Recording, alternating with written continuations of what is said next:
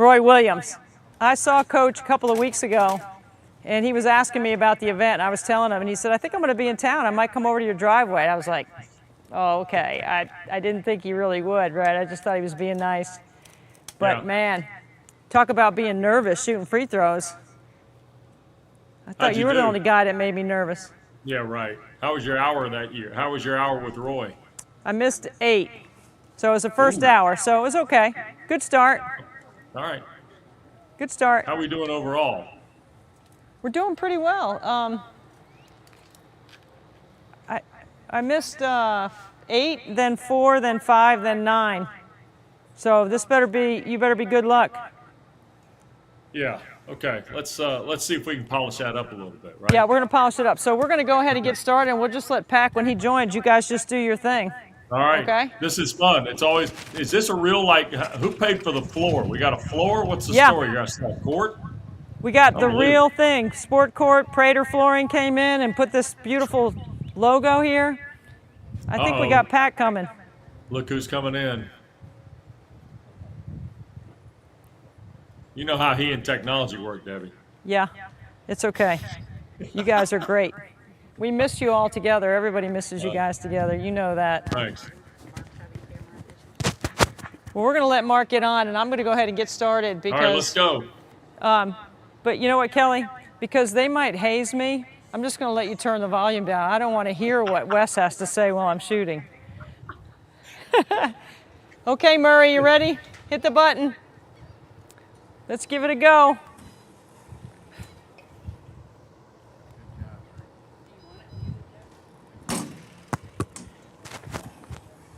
Oh.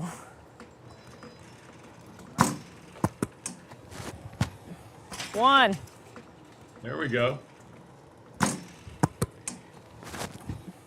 2. Yeah. 3.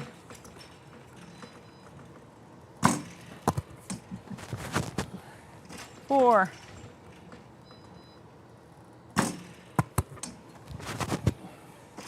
5. Are they in a 2 box? 5. It's just me right now. 6.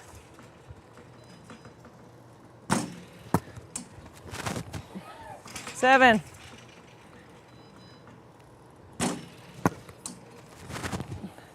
8.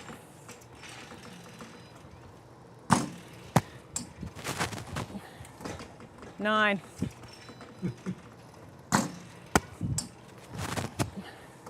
10.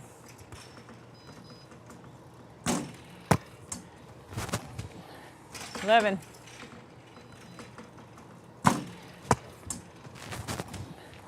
12.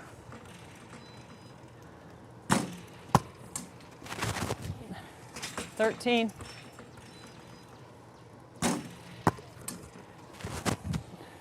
14.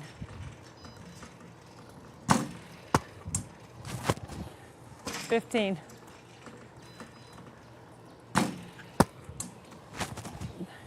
16.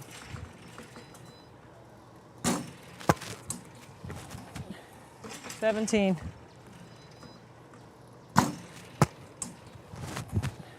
18.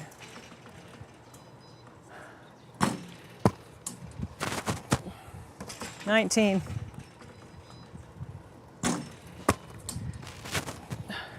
20.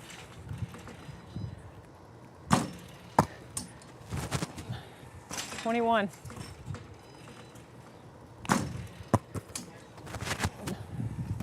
21.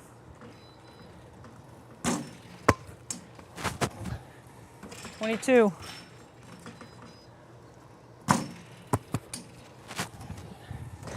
23. Ooh, rimmed in. 24.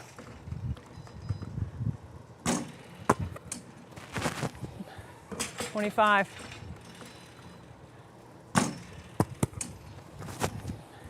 26.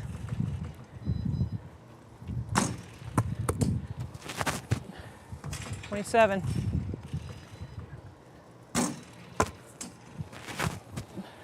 28. 28.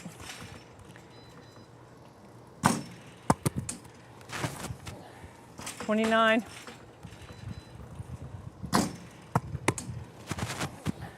30. Hey, Pack, 30 of 32 so far. 31. I just wish there was better crowd involvement. I mean, everybody's in the shade. I mean, the lady's 32. out there working, making everything she looks at. What's up with the neighbors? Come on, get Look on at your the feet, floor. make some noise. Hey, look at the floor, though. Are you serious? We got a floor. Remember when this started? It was 34. like a high school gym and a Hope. Yeah, there used to be just chalk lines like the dead body. 35. Something I would have come up with in the backyard. Oh, man. 36. Hey, congratulations on logging on, by the way. Nice job with you and technology. 37. Yeah, well, it's part of the ACC network tradition, Wes. 38.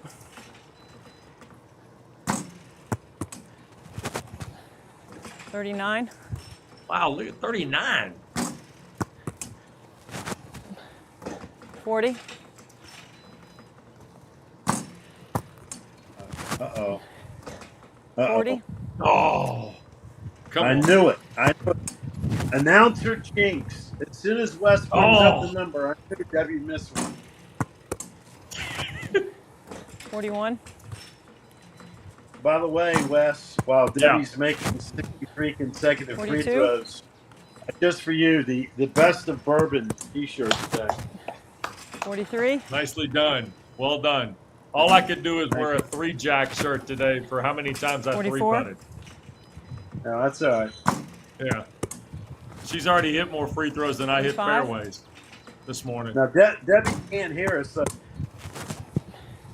46. I think they have to turn up the volume. She asked him to turn down the volume before you got on, 47. so we wouldn't critique her too bad. that's probably a good idea. You know, most people who watch 47. and listen to her actually said the same exact thing. So that's not surprising. 48. She, 49. there's 40. I Tell you mean, what. we're almost halfway there, Pat. Let me tell you something. This is going to be the 50? easiest $350 Debbie ever got out of my pocket. 50. Uh-oh. She's gonna make $350 worth of free throws just in our 51. segment. By the way, you relaxing in the basement now? What do we got? What, you 52? set up in the basement there? Looks like you got some. Yeah, you got your Emmy? no. This is 53? actually Robert's team. That's Oh, Ron, Robert's side. Okay. Yeah. Captain Ron actually won a real 53? Emmy flying drones, and so I'm now in his seat. It's a whole new area. 54. of the basement that you departed the Packer and Durham show. This is. I'll put to you. 55. Okay. Hold on a second. Let's see what we got. Here, this is the regular 56. studio, right? Yeah. And then you get over here, and this has turned into Robert's 57. office. Look. Wow. Oh man. Yeah. There's the Robert 58. the Roger Goodell chair. The Yeah. Chester normally sits right here, and Yeah. Robert sits here, and he's 59. got Wow. all his stuff. Yeah. Look at that. So And included an Emmy. Yeah. He won an Emmy for 60. flying drones. Captain Ron. no, he did. He was part of the ESPN team 61. championship in Indianapolis when George Gallup. He 62. was part, and he won an. So 63. technically, since we were on the air when he was working with us and won an Emmy, we won an Emmy again, 64. right? Yeah, we've won 3 technically. We won. We didn't win last. As soon as we 65. left the show, we lost our Emmy to some cooking show in Dubuque, Iowa. 66. Some 79-year-old 67. grandmother was making pierogies, and it knocked out our sports show. 68. Hey, when Debbie sent the email, saying that she was going to shoot her shots while we sat 69. here and talked, I knew that we would do anything but one thing. And the one 70. thing we wouldn't do would be trivia. The one thing we could do anything else, but we would not do 71. trivia, correct? Oh, you can do trivia. I'm just. 72. really what you want to do is trivia. I don't do it much. 73. I'll go out.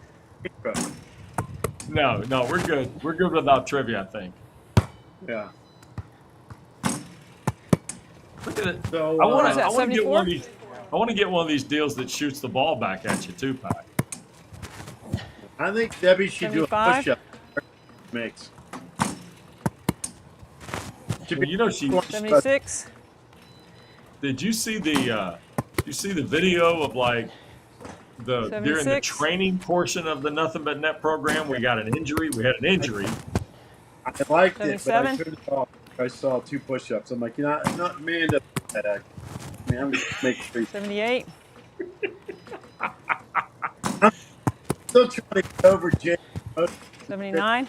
It's so hot in Miami. That's why the Knicks lost. I'm still trying to get that one. 80. He left. That is a guy who really 81.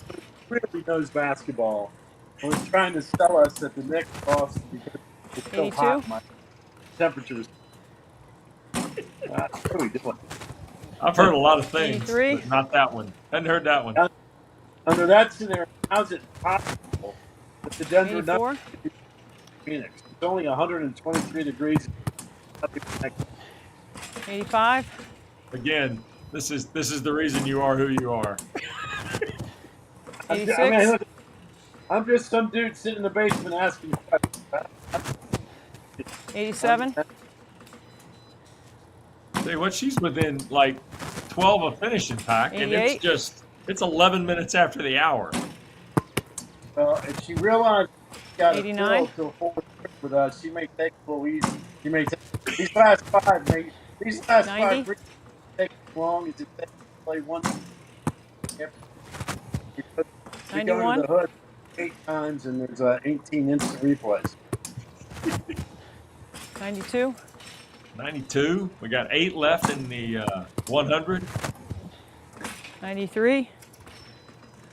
Look at the crowd. A little disappointed in no cheering. 94. The crowd, I think the crowd is subdued. They're early, Pack. It's still early. 95. What is this? Wimbledon, Wes? I mean, come on. After taking everything she looked. 96. We're gonna have to talk to Debbie about crowd enthusiasm. I bet at the end. I bet when we get to the 24th hour, it's good. Pack. 97. I'm Don't gonna be you? honest with you. If this keeps up next time, 98. start beating some pots in the back. Crowd. 99. 99. Here we are, Pack. Last one, right here. Make it. Okay. Excellent.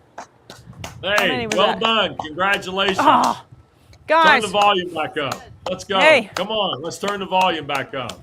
Let's go. Okay. Pack, try not to get to double digits, man. Well, your free throw form was spectacular. The automatic bounce back machine was excellent. But I am a little concerned about the crowd that is now cowering underneath the shade, making no noise while you made 54 in a row. There we go. It's Yeah. a tough crowd, man. It's a tough crowd. I mean, what did you get them liquored up? What are you doing there, Debbie? I mean, everybody. Happy hour's coming, man. You don't have to remind this group. Hey, let me tell you, it's like the cattle in the middle of the South, man. It gets in the middle of the day, they all look for shade. I mean, you're making some noise. I mean, you're making everything you look at. Look, what do you think about the court? I love it. I do. It was awesome. You know, it's so ironic that Roy Williams was here today at noon, and he was the person that was the genesis behind Prater Flooring creating this logo that you can't slip on. Remember when Coach Williams talked about the logos and all the events they played in? Well, Prater Flooring came up with a solution, and this is the solution. So, I mean, you can't slip on this thing. It's pretty good. Hey, Debbie, I'm curious. Just how far down the list are we in the galaxy of stars that are going to be with you? You've already had Roy. I'm going to guess that, like, Caitlin Clark's coming on. You got to have – I mean, I can only imagine how far down the list we are, Pack, in the galaxy of people that are going to be here, aren't you? No, listen, Well, I wanna- Caitlin Clark is coming on. We did have Robin Roberts earlier. We've had Tim Shriver. But you guys are in the top of the show, man. You're in the beginning. No, we're not that good. No. No, Yeah. I'll be honest with you, I'm just glad that we haven't been asked to pick up trash and all the other debris that could be in the neighborhood before the recycling truck tomorrow morning. Listen, if we ever move this thing out of the driveway, you know you guys owe me. You're going to have to come. Oh, yeah, That, I know. I tell you, Debbie, while you were making every free throw, I told Wes that if that crowd continues to get smaller and smaller in your garage and not make any noise, I'm coming down there next year with pots and pans to really kind of make sure you're focused. Oh, we've got people scattered all around. We've got a good group here. They're just in the other parts of the shade in the yard. Well, the good news is, in my neighborhood, we got neighbors scattered too, but for obviously different reasons. The good news is you're making a ton of money for incredible cause. And I've told you this before. I think this is one of the coolest grassroots fundraisers I've ever seen. And the fact that you've now established not only what you've done in the state of South Carolina, and this thing's exploded, you and a lot of folks deserve a lot of credit because it's such a cool deal. And we're just glad to be invited back every year to talk about it. I mean, it's just an awesome event, and you should take a great deal of pride in it. Yeah, Debbie, I got to tell you, the idea of what I remember when it started, and now what it's become. Yeah. And the thing I know you and I talked a little bit about during the season, the continuity and the people and who year after year step up here to help, and then they get new people involved, and now you've got. Like the floor, for example, the technology you're using for this. It's just a special event, and you deserve a ton of credit. But the fact that you've been able to take people with you on this ride, including, buffoons like us, is really kind of cool, to be honest with you. Well, you know how much I love you guys. You've been great friends. You're great colleagues. And Wes and I finally got to work a game together this year, but nothing beats the three of us up in the top of Cameron for Coach K's last home game for Duke, Carolina. There's nothing that's going to top that. We're tied together forever because of that. Well, wait a minute. That's spoken like a woman that had 2 of the 3 good seats while somebody was fighting with a steel beam for 3 hours trying to figure out who's game. Wes was trying to get me to slide over a little, squeeze you out. Listen, I appreciate you guys. You are wonderful friends. I'm so grateful for your support and how much you've helped this event grow, because you've watched us from the beginning. So thank you for being with us and staying with me while I shot and just helping out in ways that you guys can only help. Did we miss 5 there? 6? How many we missed? What was the count? We missed 9. Again? Yeah. We didn't do any good, Pac. We were lousy, Pac. Let's be honest. The bet was that if you made less than 90, we would come back for the last 3 hours in the middle of the night. But the fact that you won, I'd known that. No, we were able to survive the 2 to 5 a.m. shift because I thought if you were at 89 or less, we had committed to the 2 to 5 a.m. shift. Yeah. Now you tell me. Yeah, that would have been about right for us, though, right, Pac? 2 to 5. We were usually 2 to 5 when we first started together, so that probably would have been good. Well, you guys are great, and I'm so grateful. San Francisco Giants lose, so I do need somebody at 2 a.m. I could probably stick my head. I love you guys for helping out, and thank you for being with us and taking some time on a Saturday, and we'll just keep rolling right along here. Wait Thanks, a minute, Debbie. before we go, because I know you're giving us the hook. Who else do you have lined up for the rest of the day? Who do we have lined up next? Or Yeah, just coming all up. day? I mean, you tell me. You can have a chance to kind of showcase the cavalcade of stars here. What do you got lined up? Well, we've already had some NC State royalty. We had Dave Doran and Kevin Keats. We got Wes Moore coming up later. We've had Roy Williams in the driveway, so that's a big, huge part of our day. Robin Roberts has already been on. With the HOA fee, didn't it, Debbie? Yeah. That cut into the HOA fee. Tim Bringing Roy Shriver, up. the chairman of Special Olympics, Robin Roberts, and then coming up, Coach K. is coming up soon. But right now, coming up next, somebody that is one of your favorites, and I know how much you love this basketball player. We got Elizabeth Kitley and her sister Raven together on 24 Hours Nothing But Net. Thanks, Debbie. All right. That's our cue to get lost. Bigger star on another line. You know how it works. You guys are awesome. Thank you. See you, Debbie. All right. And congratulations to the neighborhood. You guys start making some noise, or we're going to come down and do something. There we go. There we go. Thanks, guys. Points at 50% shooting in the tournament thus far. Kitley, the deep catch and finish. Great. Virginia Tech 65, Ohio State 57. Kitley, 2 more. Ohio State involving Liz Kitley and seeing what she can do defensively. Kitley faces up and finishes. Williams able to end that scoreless streak as Kitley gets the roll. It's sent things. Trailer bounces inside. Soul finds Kitley, waits and finishes. Or do you do the 2 big ones? Kitley connects. Trailer can't serve it in. Kitley able to finish on the follow. Well, I'm so pleased to be joined by Wesley Castle, one of my new friends that I have met locally in the area, who is from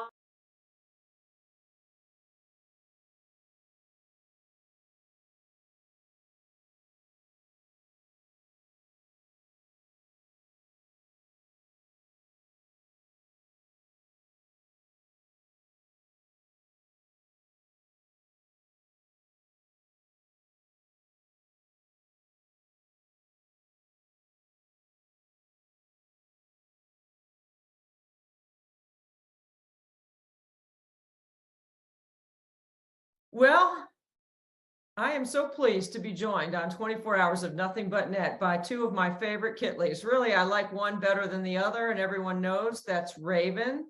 Raven has been a longtime guest on 24 Hours of Nothing But Net, but we're pleased to add Elizabeth, her great superstar sister. Elizabeth and Raven, thank you so much for being with us. You're welcome. We're very excited. Thanks for having us.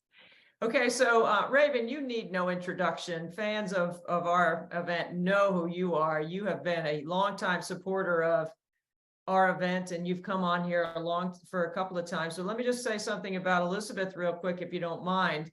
You know, because she's the back-to-back ACC Player of the Year, and she took her Virginia Tech team to the Final Four this year. And she's a really kind of a cool sister, isn't she? Yes. Well, let's not bury the lead here on Elizabeth Kitley returning for another year at Virginia Tech. So, Elizabeth, I know we're going to talk about Special Olympics and your relationship with Raven, but I just want to ask you first about why you're staying and what went into that decision. Mm-hmm. Yeah, it was kind of a lot of different things, but overall, just the opportunity to be at Virginia Tech for another year. I just couldn't pass that up. My last 4 years have been incredible.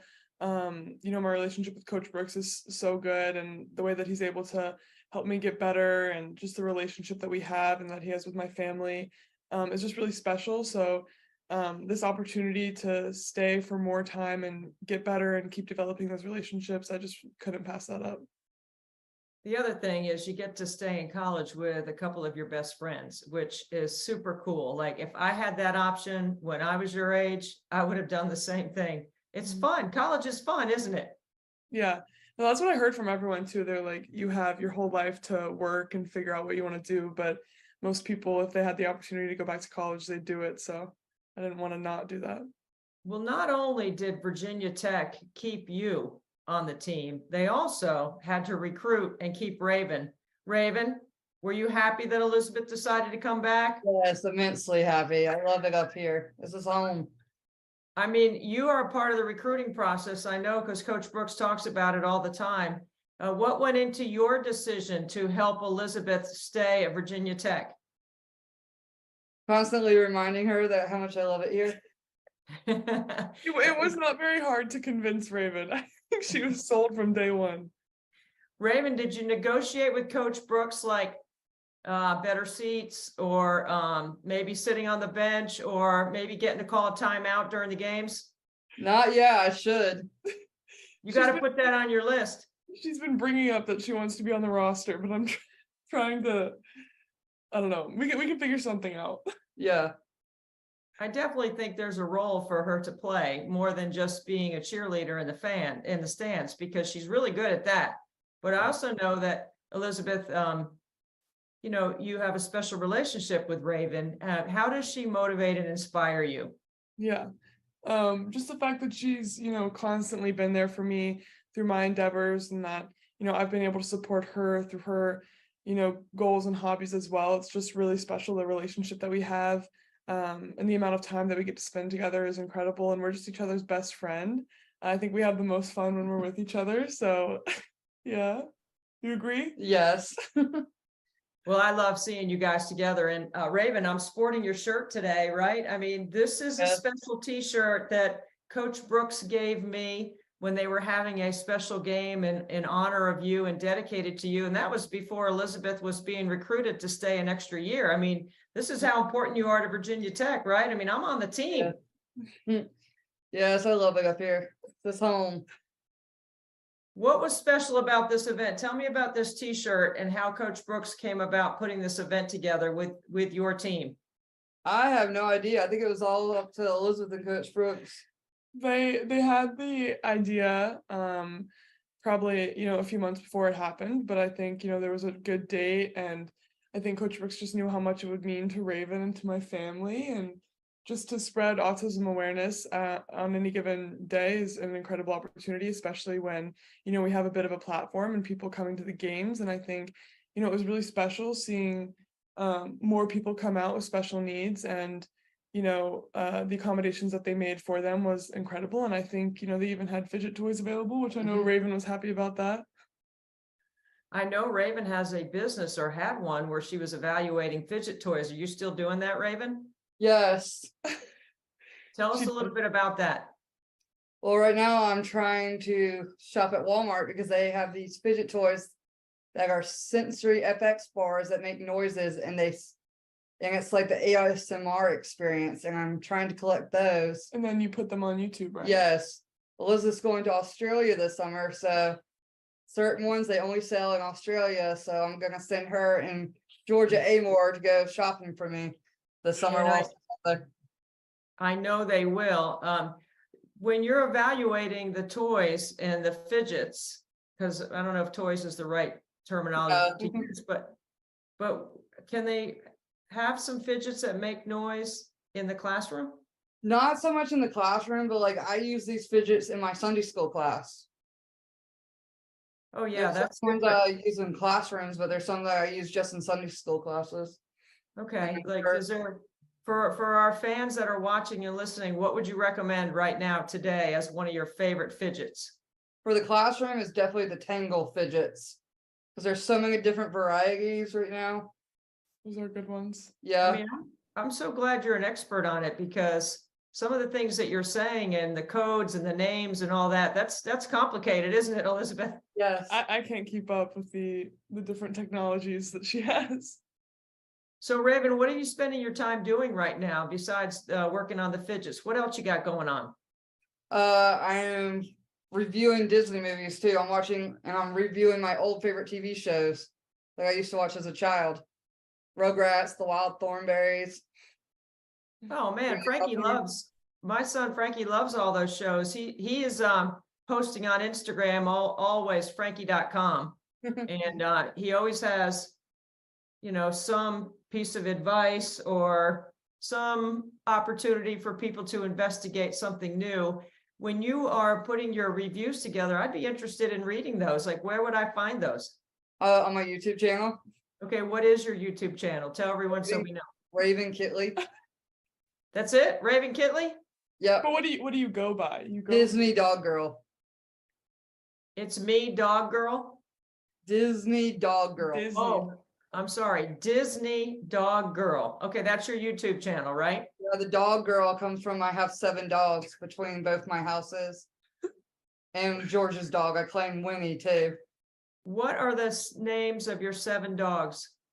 Mickey, Maple, Penny, Ellie, Tess, Salem, and Winnie. Well, that's a full-time job by itself, isn't it? Yes. Well, I know you love animals. I think that's so cool. Well, I hope we drive some traffic to your YouTube channel so that people can Yes. come and get some reviews. I Mhm. mean, is Elizabeth helping you post some of that too? I mean, she's got a huge platform. Yeah, you need to do that on your podcast. I shot you out, decent. Yes. You need to shout me out. Okay. Yeah, you need to. You guys need to work together a little bit better. Like we need some management here. Let me know if you need any mediation. I'm happy to come in and help solve some of it. We'll be in Okay, touch. so one of the things I want to ask you guys about is during the course of the year, like I'm just one of those people that's constantly pitching ideas, and ESPN asked me about some ideas in the ACC, and one of the ones I gave them was, you have got to tell the story about Raven Kitley and her inspiration for Virginia Tech. And they did put that piece together, and it was phenomenal. It was so good. We're going to run it here following this interview because I want everyone to know what I'm talking about. What'd you think about it, Raven? Oh, it was awesome. I had fun doing it. It was really good. It made me emotional. I think we were, Anything we were on the else? bus. I know we were on the bus to a game or from a game or something, and it started playing, and everyone was there, and I was literally just like crying on the bus, and everyone was watching, and it got everyone's attention. Obviously, you know, she's well known within our team and everything, but even hearing from other people, a lot of people reached out after they saw it and said how incredible it was, and I don't know, it was just really cool Yeah. for them to highlight Raven because she does so much for me and so much for us, and it's nice for her to be recognized. Well, I thought it was really cool, Raven. You shared with me when I saw you at the Final Four, and I just want to let you know that if the Kitleys and the Kings and the Amores want to post that picture of all of us together at the Final Four as your Christmas card, I'm happy to be in it. Okay. So, you know, it's okay if you guys want, I'll post that as your family Christmas card. But at the Final Four, Raven, one of the things you told me is when you were in Seattle and you were playing Ohio State, you got to meet J.C. Sheldon's sister, Emmy. What Yeah. was that like? It was nice to meet another special needs sibling who's a big inspiration to another basketball team. I thought it was pretty cool. I wish we had gotten some pictures of that because I think that would have been really special. We're going to have J.C. Sheldon on our live stream coming up later. So we'll get a chance to ask her about meeting with you too. Raven, sport has been such a big part of Elizabeth's life. I know it's a big part of your life. You know, part of the reason why we're doing this live stream is that I'm going to be in the driveway making 100 free throws every hour for Special Olympics. Yeah. What do you think about why sport is so important to help people have healthy lifestyles? Keeps them fit and active. Yeah. And what do you see, Elizabeth, as you know, a sister watching Raven all the years and her, you know, gleaning off of your sport experience? You know, why do you think that's important? Yeah, it's incredible for her to be active, obviously, but also just for her to have a community and be, you know, amongst a team is super important because I know that she really values those relationships and those help her in her everyday life. So to get as much of that as possible is just incredible and really important. When people talk about Special Olympics and they think about Special Olympics, what do you think about, Raven? The enjoyment of it. Yeah. I've been talking to one of my friends who just said they added pickleball in Durham as a sport. North Awesome. Carolina. I'm like, ooh, I want to try that. Oh, I'm sure Elizabeth and Georgia Amore and Kayla King can be partners against you two. I think they would be excellent pickleball players. That would be really fun. Our dad used to play pickleball for a while, so we're very familiar. Yeah. Oh, I could see big Ralph Kitley at the net right now in the kitchen. I mean, he's got to be daunting, and you would be too, Elizabeth, at 6'6", standing over people. That's a good partner to pick, right, Raven? Right. Perfect bag, easily. Well, if anyone's watching and wants to know a little bit more about what we're doing or the story around Special Olympics and encourage people to volunteer or get involved or even to donate, what would you say to them, Elizabeth? I would just say that it's an extremely important cause. It opens doors for people like Raven, gives them opportunities to make connections, be active, have their own community. And that's just really important that we encourage those things and make sure that, everyone is able to feel comfortable and have those opportunities. And what would you say, Raven, to someone that's thinking about maybe getting involved or volunteering or maybe even donating? What would you say to them? Please do it because we need your help. So we can promote people going to the state competitions or even local competitions. Elizabeth, I have, my 3 boys and my middle son, Frankie. So it's pretty competitive around here. Plus they have a highly competitive mom and dad. So, there's competition all the time in our house. Why do you think it's important for Special Olympic athletes to have the ability to train and compete? Yeah, because, just like everyone else, they have that drive and that competitive nature, and the opportunity to succeed at something is an extreme confidence builder. I think Raven gets a lot of confidence out of being able to compete and, do her best and get better at things. That shows improvement in a lot of different areas and socializing skills as well. It's super important and just makes her an overall more healthy and better person. Well, Elizabeth, those of us that have watched your career and watched you develop know how cool you are, but also, Raven, you're the coolest. And you're still my favorite Kitley. She's loving that. Thank you guys so much for being with us on 24 Hours Nothing But Net. We really appreciate your time and your insight and your support. Of course. All right. Thanks for having us. Thanks for having us.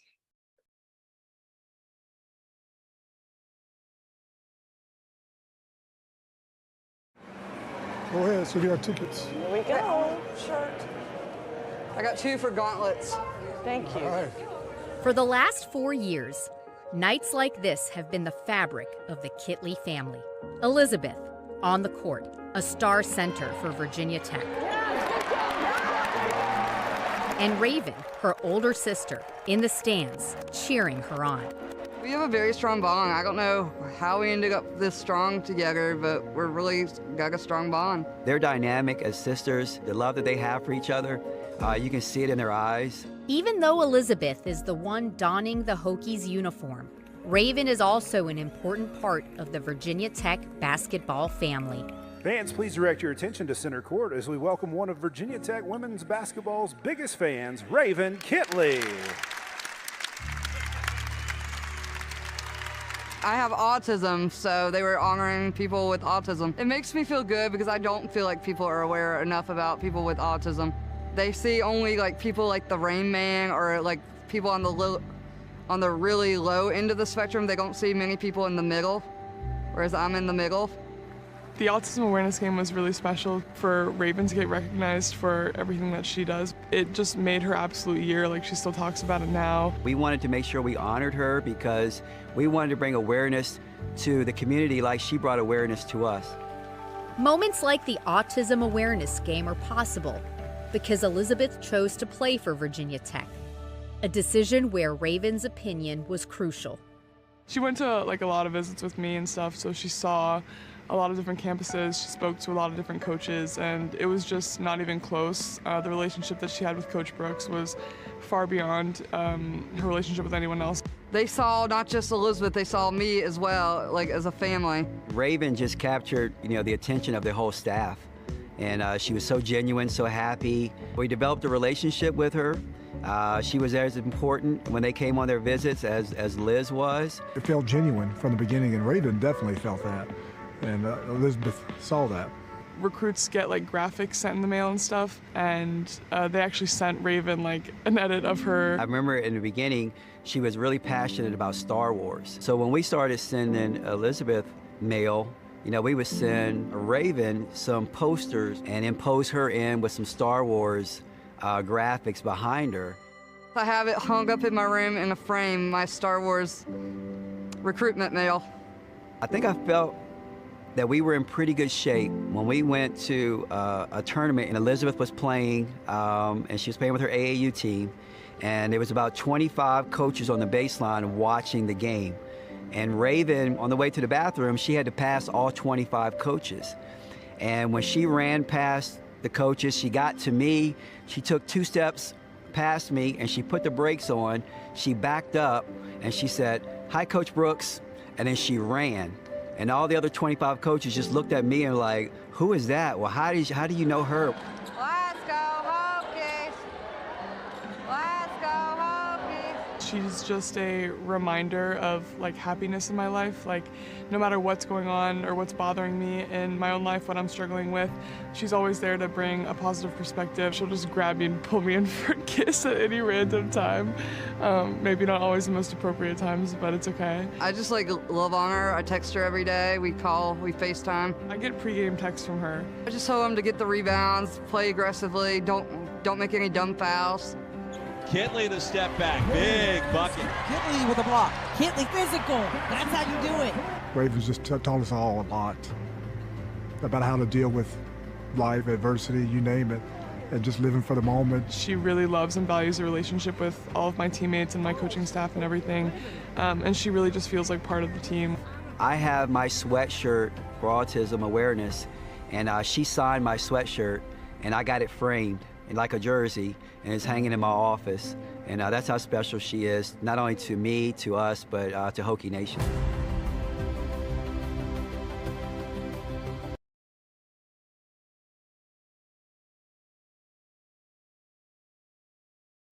All right, what an incredible segment by the ACC network that was shared on ESPN during the NCAA tournament on Elizabeth and that great relationship she has with her sister, Raven.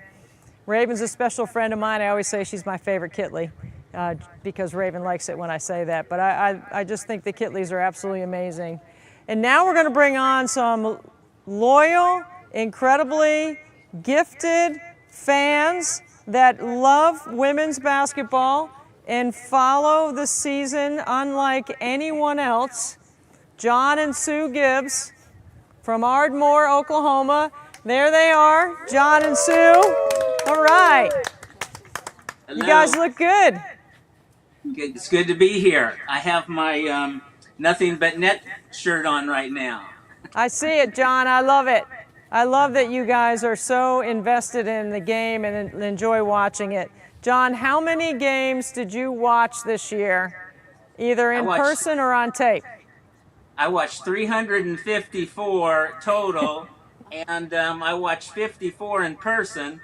But listen, I can't believe you had us on right after Raven and Elizabeth Kitley. I'm still choked up from watching that video. And, you know, I'm a big fan of Elizabeth Kitley and George Amoore, and I watched a lot of the Virginia Tech games this year. And actually, I was yelling at the TV when Georgia Amoore got that last rebound for that triple-double. I was yelling, "Get that rebound, get that rebound." And that was the first one ever in Virginia Tech history, and that was fun. But I didn't know they were going to be on right in front of us. That's pretty impressive. Yeah, well, you know what? They have a great story and a great bond, Elizabeth and Raven, and I'm so glad we were able to share that with so many. Sue, when he's watching 350 games, what are you doing? I'm living life. She has a life, she says, and I don't, apparently, so. John, you are such a great fan and so incredible to hang out with, both of you. You guys just go together. We had a good time at the Hall of Fame a couple of weeks ago, too. No, it was great. It was great, absolutely. We had a great time, and we love the Hall, and we were happy to be there and assist with that party the night before. That was fun, yeah. Well, one of the things that you guys are always so great about is helping us with 24 Hours Nothing But Net. And John, I know you're a stats man, so you're keeping track of my numbers. I'm trying not to get into double digits this year, but I've had a couple of 9s. Okay. Well, remember that, you know, what we do every year is we challenge you with $250 for every hour that you shoot greater 90% or greater, and so we're doing that again this year. So. Okay. Yeah. So right now I've got 5 hours where I've shot better than 90%. That's $1,250 so far, so keep going. Okay. Well, we got. All right. Well, you continue to provide inspiration. You know how much fun we have when we're traveling around, hanging out. I'm so grateful for all of your passion and your incredible fun and enjoyment around the game. We love the game, we do, and we enjoy it tremendously. It's our hobby. It's what we do together, and we love coming to NC State. When we were there this year, we got our picture with Kitley and Amor when they were right before the That's right. NC The Play State for K game. Yeah, that was fun. So the next time I think I'm going to see you guys now is going to be in August at the Golf Play tournament. for K golf tournament, right? We will be there. You'll be in Greensboro for that. Yes. That's know, that's a great fundraiser. We love your fundraiser here. This is great, but that's another huge fundraiser as well. So KYOW Cancer Fund does. One of the things, John, that I like to tell people is that when we first started hanging out, I was always taking your picture, you and Sue, with a bunch of celebrities in the game. So we would, find a player, or a coach, or an athlete, somebody that former player, and we'd take your picture. And then I created this little thumb drive and I handed it to you. And I was taking your picture all the time. I don't think you guys even need me to take pictures anymore. You guys are on your own. You know so many people in the game now. Yeah. You have introduced us to a lot of folks. You and the rest of a lot of the folks at the KYOW Cancer Fund, but you guys have taken great care of us, and we've met lots and lots of famous people in the women's basketball world. So, yep. And we're looking forward to this. You guys are fun to hang out with. We're looking forward to this coming year, and we'll be pulling for Kim Mulkey to win her 5th national championship. So how's that? Are you putting your money on LSU right now, John? Oh man, with Van Lith was huge, but Morrow was maybe even bigger. So I don't know how anybody's going to get a rebound against those guys. That's for sure. I agree. It will be tough. Well, I'm so grateful for your challenge. Thank you for coming on with us live on the live stream. We've got beautiful weather. I hope maybe one year you guys will come here and hang out with us. We'll have to do it. Absolutely. You're doing a great job. Great job. Thank you so much, and thank you for being with us. You guys are great, and thanks for the challenge. You always inspire me in many different ways, but this is a good one. You're right. Good luck. Well, thank you. Be safe. Good luck. Thanks for having us on. We enjoyed it. Oh, John and Sue Gibbs are so amazing. I'm so grateful that they took the time on a busy Saturday. They've got so many grandchildren and graduations and other things going on, but they were gracious enough with their time to spend some time with us. So thank you for that. Okay, up next, my friend Wesley Castle. He is an inspiration. You're going to love his message and his story, and we're going to take you to him right now. Well, I'm so pleased to be joined by Wesley Castle, one of my new friends that I have met locally in the area, who is from the Somerville area in South Carolina, which is just a suburb of Charleston. Wesley, thank you for being with us on 24 Hours Nothing But Net. Thank you for inviting me. It's a pleasure to be here. I'm so proud of all that you have accomplished. We met at the Mayor's Committee in Somerville for employment for people with disability. And I got to be the speaker there, and you won an award. Tell me about the award you won. So I had won one of the Mayor's Committee awards, and essentially we had to submit like an essay for that, going through like what our goals were and how we wanted to help impact the community and help around the community. And it was just an awesome thing to be a part of. Wesley, you're a person living with a disability. Tell us what your disability is and what your challenges are. So I have cerebral palsy, which essentially it limits a lot of my muscle movement and makes it to where like my hands don't want to like straighten out all the way, and locomotion and moving around, like walking, is really difficult. A lot of the biggest challenges for me are getting around, getting places, But once I get to where I'm going, I'm, like this, just full of energy and just like having fun. But it's just getting places and just like certain little things like reaching places or carrying books and stuff. But that's the main challenges, and then surgeries, which I've had a lot of. I think it's 10 surgeries now. Wow. Well, there was a room full of young people similar to yourself that had won some awards, but you caught my eye. You had a unique, special quality about you because of that big, huge smile on your face that I saw the whole time we were at the event. Tell me what your essay was about and why you think they selected you. I think part of the reason they selected me was just like that's an interesting question. I think it has to do a lot with my positivity and just like my overwhelming like want to just be like there for like between my perseverance and my ability to like no matter what I'm always like I'll go at a challenge, I'm always ready to like I won't let something keep me down for very long.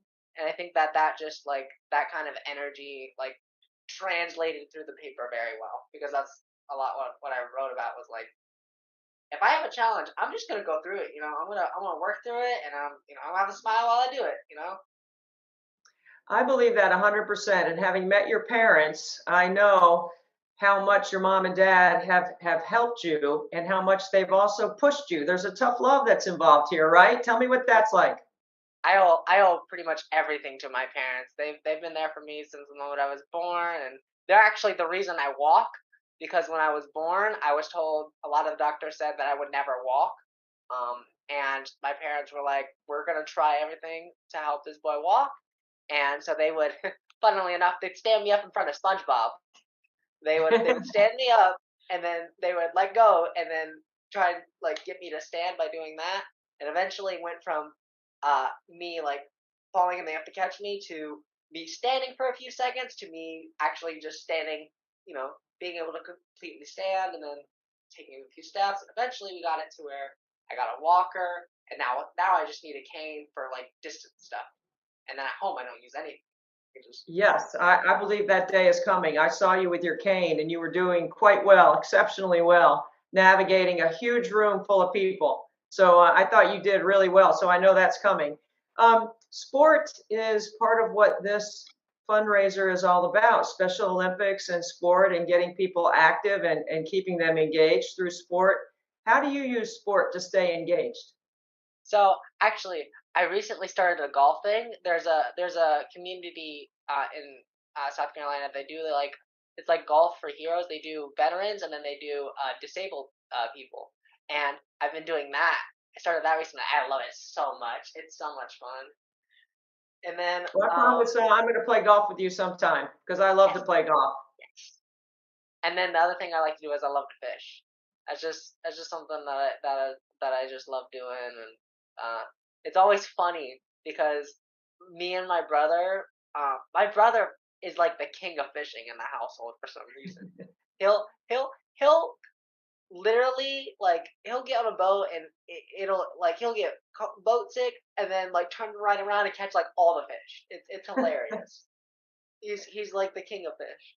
You don't get boat sick, do you? No, I don't. I'm Yeah. I'm like immune to the sickness. It's funny.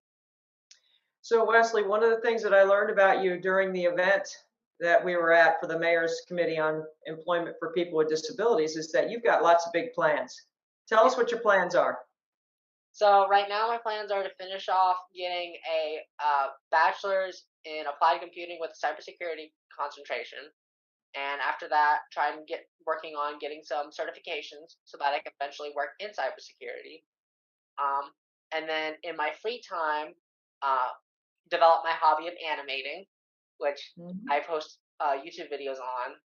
And that's just like my little hobby that I love to do. And then we're trying to get like internships while we're in school for things involving cybersecurity and stuff, so I can get like experience and develop my skills. Why cybersecurity? What's the interest there? Well, a big thing is one, I love being on the computer. I'm on the computer a lot of my time. And it's just like my brain is one of my strongest assets. So it's just like it's one of those things that help highlight that. And the other thing is the ability to work remote is really important for me, because a big thing is with my disability challenge-wise was getting places and like locomotion. So that helps remove a lot of that and minimalizes it, so I can just focus on working and like my brain. Yeah, I think And that's I can remarkable. also, it allows me to help keep people safe and their information safe. That's awesome. We definitely all need that. Tell us what your YouTube channel is, so maybe people can tune in and check it out. Of course, my YouTube channel is Westosaurus Rex. I will spell that. It's WESASAURUS space Rex. It has like a 4-eyed dinosaur on it. I also have an Instagram and a Facebook. That Facebook is Wesley Castles Adventures. That's Wesley, WESLEY, Castle, CASSEL, and then Adventures. And then I have an Instagram that I think is just Wesley Castle. Well, I thank you so much, Wesley, for being with us this morning and helping us raise some money for Special Olympics. You know how important it is. Thank you for having me. It's a pleasure to be here. Well, we'll figure out when that golf date's going to be, but I promise you, we're going to play some golf. Yeah. All right. Thanks, Wesley. Thank you.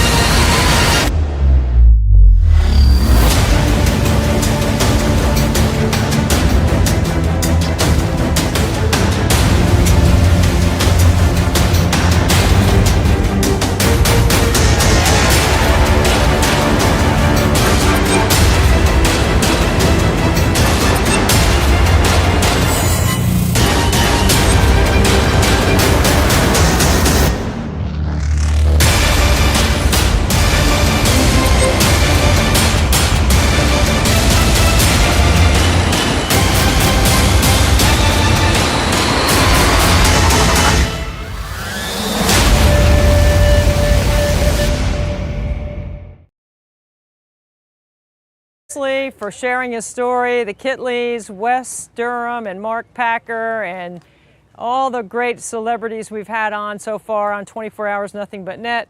We keep rolling right along here. We're getting ready to make another 100 shots. And then stick around, because coming up next, we have a live musical performance from a band in Arkansas. We're going to tell you more about it, but if you know Mike Neighbors, the head coach at Arkansas, you know that guy rocks. He's put his band together for us for the live stream. So I'm going to make another 100, and then we'll get to Mike Neighbors. Okay, Murray, you ready? Yeah. Live band.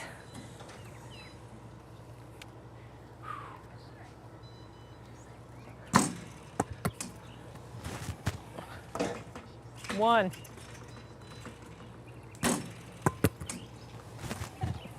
Two.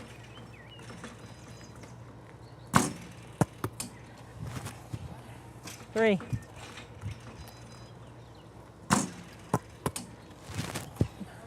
4.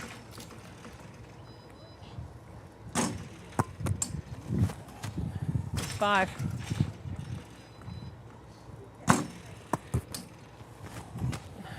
6. Oh, 7.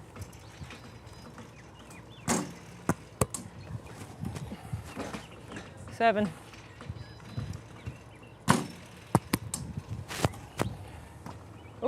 7.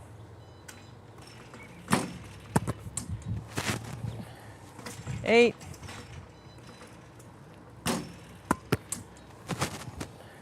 9,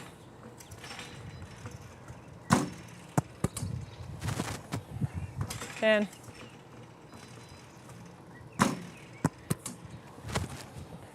11,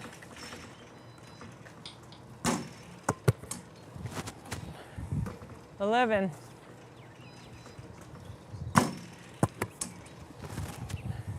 12,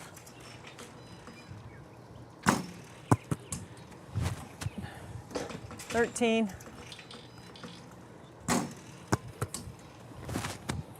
14,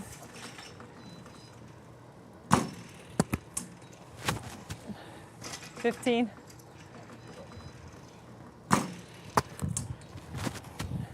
16,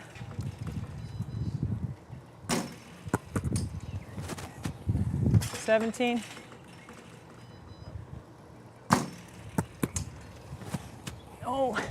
18,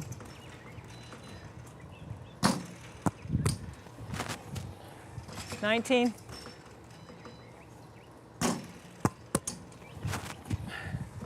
20,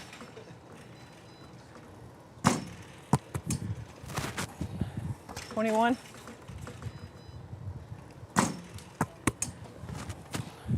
22,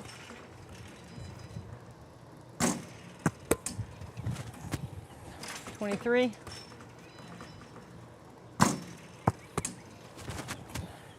24,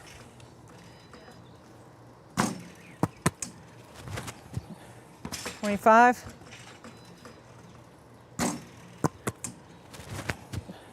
26,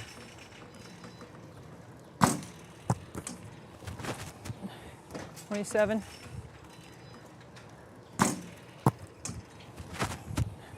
28,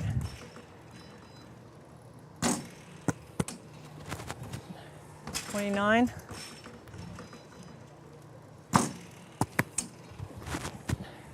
30,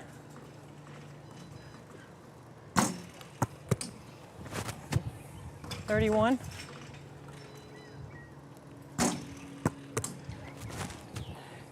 32,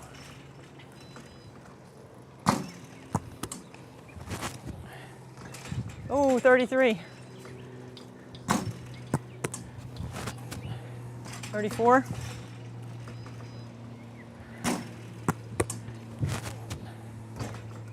34, 35,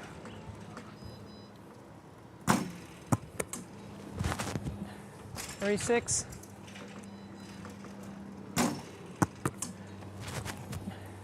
37,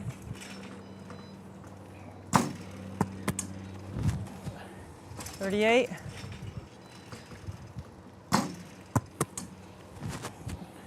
39,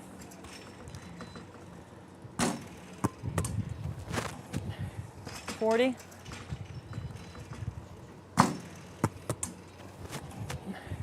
41,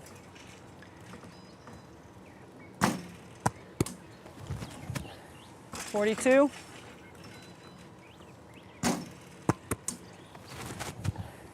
43,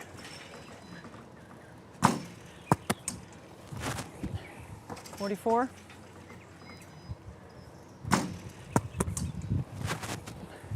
45,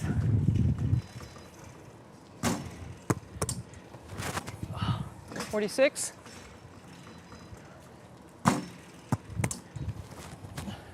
47,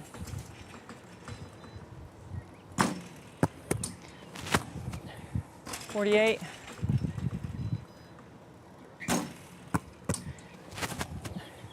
49,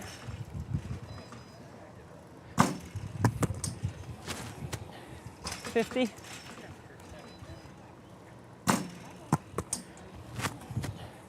51,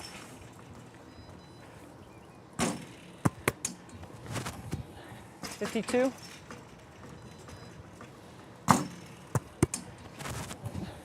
53,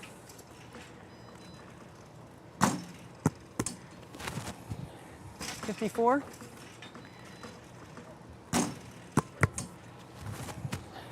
55, 55.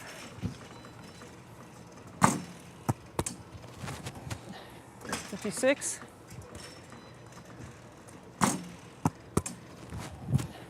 57.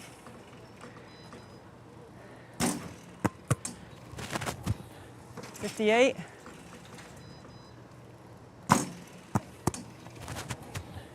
59.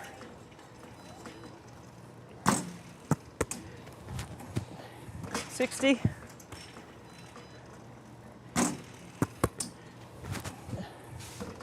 60. 61.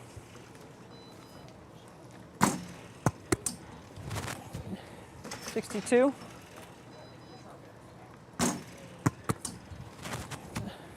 63.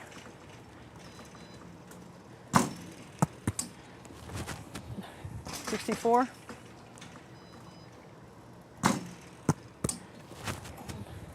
65.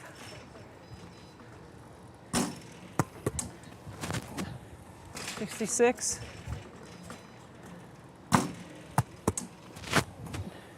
67.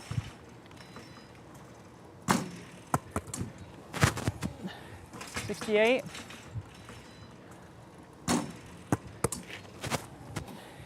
69.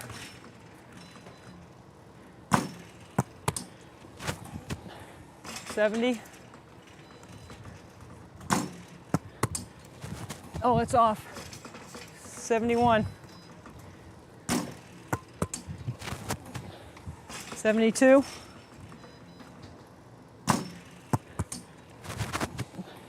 73.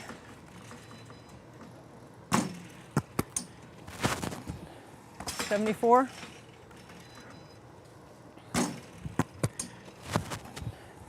75.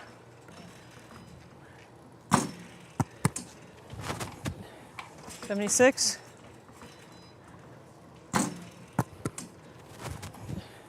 77.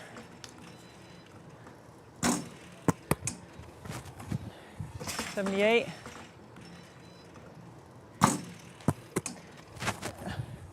79.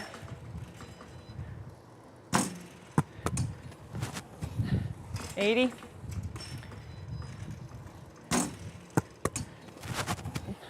81.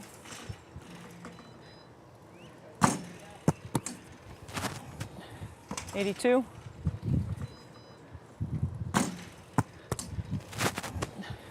83.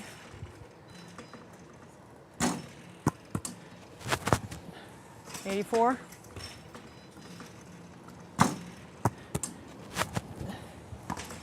84. 85.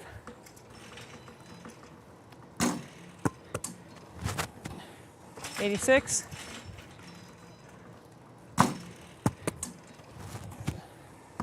87. 88.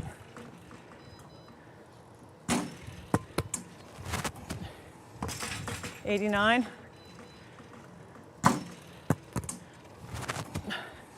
90.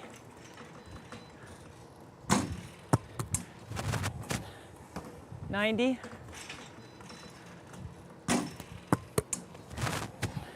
91.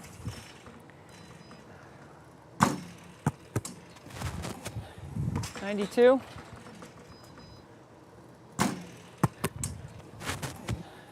93.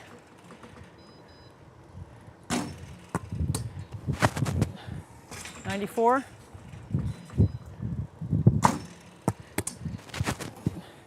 95.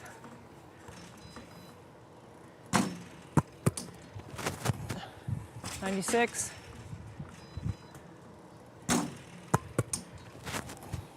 97.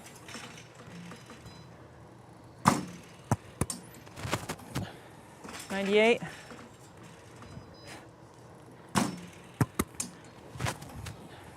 99.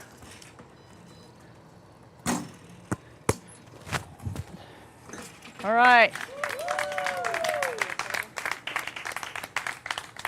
Okay. All right, while we're waiting on Mike Neighbors in the band. We're going to get Jabbar Hassan, one of my Special Olympic friends from Houston. Take it away, Jabbar. Well, if you have ever watched 24 Hours of Nothing But Net or followed any of our social media, our biggest fan is Jabbar Hassan, who is a Special Olympic athlete in the Houston, Texas area. Jabbar, you are a longtime friend of our event, and you have been a great supporter. Thank you so much for being with us. Thanks for having me. I don't think we could do the live stream without you, man. I mean, you've been with us every year, so thank you for doing that. Oh, yeah, you are very welcome. Well, I know that not only are you a great athlete, but you're a great fan of sports. Tell me what you've been doing lately and tell me how things are going. Well, I've been keeping up with my family. Recently, we just celebrated my pop's birthday, and I am exercising every day to get in shape for Special Olympics. I just missed another year of basketball. How come you didn't play basketball this year? Oh, I wasn't ready yet, but I'm still trying to get in shape. Awesome. What are some of the things that you're doing to stay in shape? Oh, I've been thinking about that huge goal, making an appearance at the USA Games. That's my big goals that I want to make. And another huge goal is to try to make it to the the World Games. Right now, next month, they're about to show the reveal for the Berlin Games. Yeah, the World Games are in Berlin this year because and ESPN is televising it again. That's gonna be awesome. That's going to be fantastic. If you make the world team in basketball, I'm going to tell my friends at ESPN that are covering that event that you're going to be there. Yeah, but the huge goal is the USA Games in Minneapolis, Minnesota in 2026. You know That's what? my number one goal. That's your number one goal. Okay. Well, everyone that's watching is going to be pulling for you, Jabbar, to get yourself ready and get in shape and do your best so that you're ready to compete. Yeah, I want to compete against other athletes across America because I want to be one of the best the nation has to offer.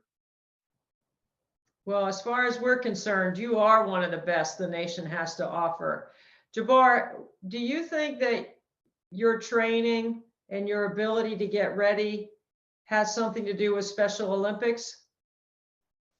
Yes, because Special Olympics really keeps me focused and well disciplined every day, and I always listen to my coaches and we always do our best and try to be brave in the attempt. I couldn't have said that any better. One of the things that I know that you love is you got a lot of basketball players that you like to follow. Tell me what you're doing and who you're following right now and who you enjoy watching play. Well, for the past few years, I've been looking at this one particular player, and that player is Monica Shinano out of Ottawa University in the Big Ten. She's now recently drafted to LA Sparks this year in this year's WNBA draft. Jabbar, that means if you were watching Monica, you were watching one of her teammates. Also. Caitlin Clark. Yeah, she is pretty wonderful too. And I'm pulling for her to win a national title next year. They were so close to winning this year, but LSU took it. Yeah, LSU had a pretty good team. Did you like watching Coach Kim Mulkey and Angel Reese compete? Yes, Angel Reese is a very honorable player, and I hope Angel will continue to be impressed by every fan, because women and girls can play ball just like us guys do. That's exactly right. So I'm trying to recall, because I follow you on Twitter. You are a really good follow, at Jabbar Hassan, if anybody is interested in following Jabbar, because you're going to learn a lot about sports if you follow him.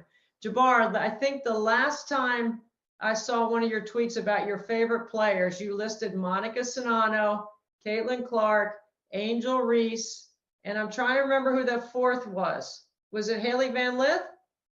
Oh, you got me on the fourth one, but the fourth one was Elizabeth Kitley out of Virginia Tech. Yes, Elizabeth. Because of her sister Raven. I saw their story on the ACC network. Yes. Their love bond of sistery bond together. That was nice. It's a really good story, isn't it? Oh yes, that was emotional. I can't wait to see if Elizabeth could lead her Virginia Tech team to a national title. They were so close in this year's Final Four too. Well, we had South Carolina and Virginia Tech and LSU and Iowa. That was a different women's Final Four. Did you have fun watching it? Were you one of the 9.9 million people watching? Yes, I was looking at the championship game between Iowa and LSU. That was an entertaining show up in Dallas. So Jabbar, I got to ask you this because I'm always curious. You know, we listed your 4 favorite players. So you said Monica, Caitlin, Angel, and Elizabeth Kitley. And that 5th one always gets me. That 5th one you always put as a player. Do you remember who I'm talking about? Who was it? Well, a lot of times you put Beth Mowins on that list. Yeah. Beth is an all-time women's basketball player, and I still like her to this day because she is a wonderful play-by-play announcer. Because one of my dreams was to be a play-by-play announcer too. Oh, well, I didn't know that. Well, I'll have to tell Beth that. You know, Beth and I have been working together on the air, calling games together for 26 years. How about that? Yeah, that was awesome. She's a big timer. I'm going to let her know that you're a big fan because I don't know if she knows that. Yeah, I'm a fan of women's college basketball and the WNBA also. And they just announced that Friday night games is going to be on ION for the WNBA. Just saw it earlier today on Twitter. Oh, well, you're ahead of news. That you're a good. That's why I say you're a good follow because you're on top of the news. You know what's going on. What are you most excited about in the WNBA this year? Well, everybody heard that it's going to be the talk of the town for the league is going to be all about Aaliyah Boston. She just got the #1 draft pick to Indiana. I think that's a good topic to discuss because I think Aaliyah Boston is one of the best college players we've ever had in our game. Yeah, she is such all a in remarkable the person. Don Staley system. Yep. Yeah, I mean, I know how much you study the game, so I know you enjoy watching them. Who do you think is going to win the WNBA title? For the finals, I'm going to say it's going to be the Aces out of Las Vegas, and I'm going to say for the other team, it's going to be Connecticut Sun, because Connecticut gonna get some loaded players this year.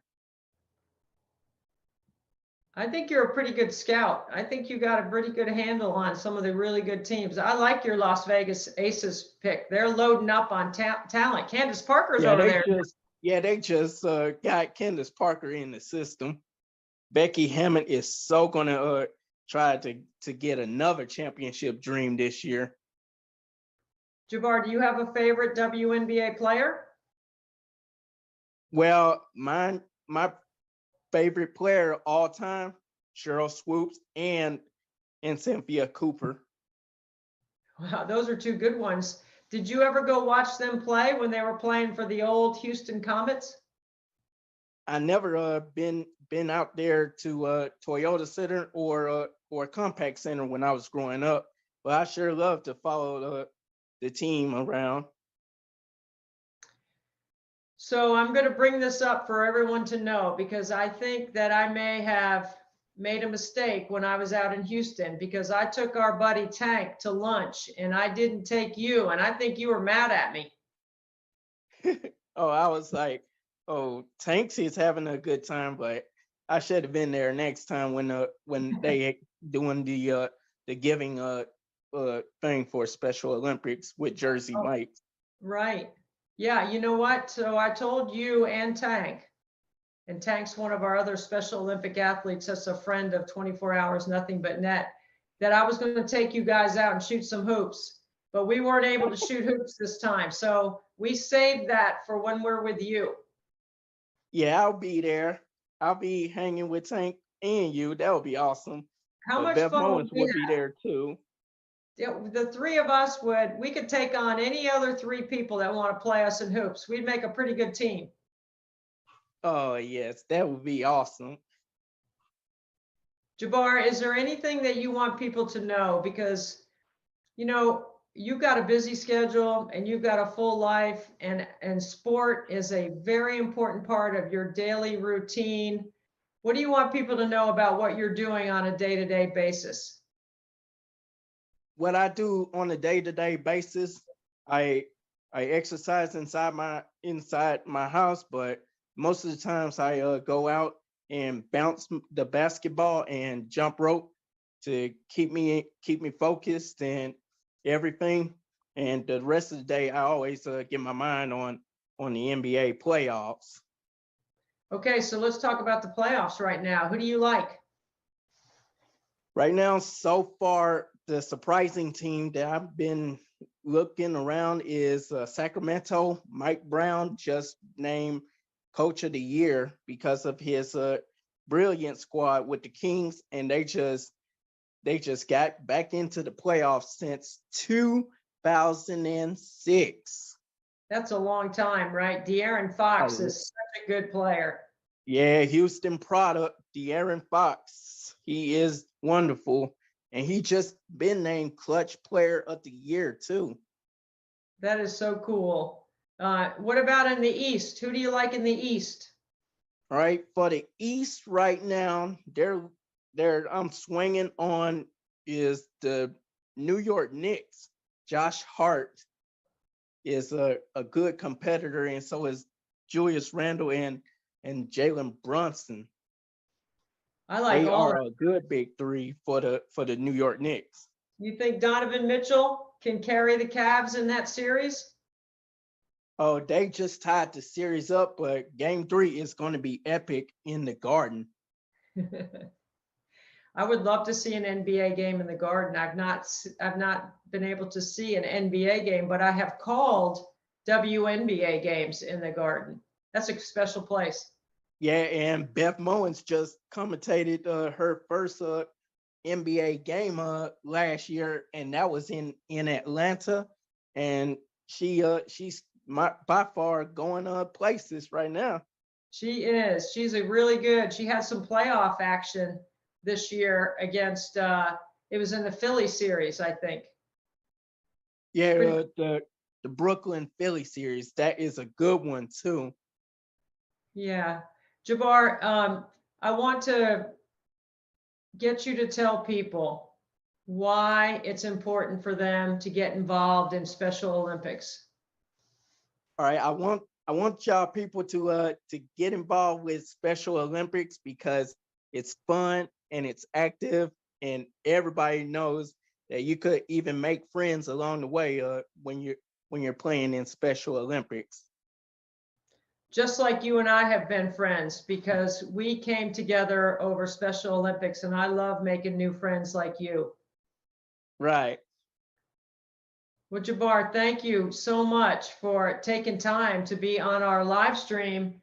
We wouldn't do it without you. Like I said earlier, we got to have you on the live stream. You're so much fun, and always you're honored to be great there. athlete.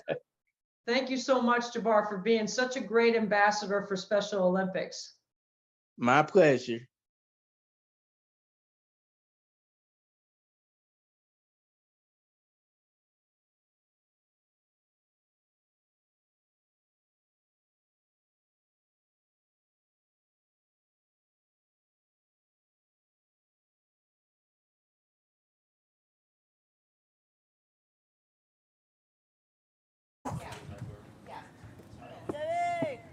Hey, hey. Okay. We are, as promised. Kelly, where's my yellow card?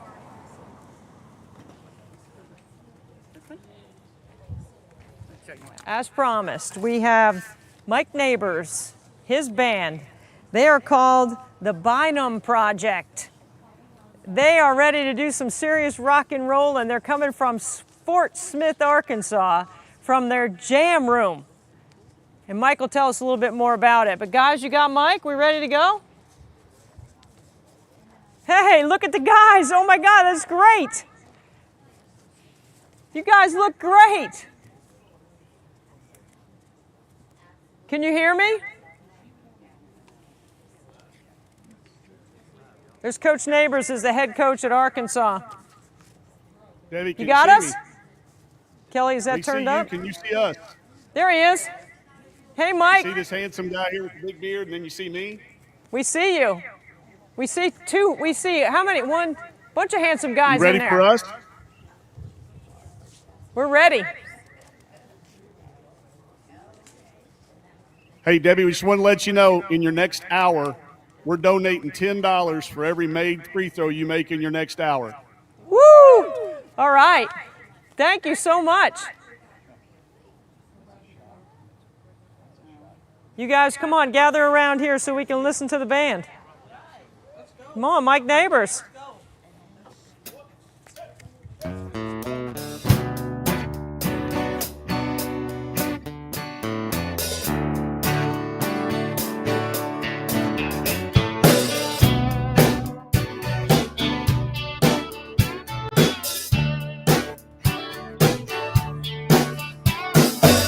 We've been burning both ends, keeping the lights on.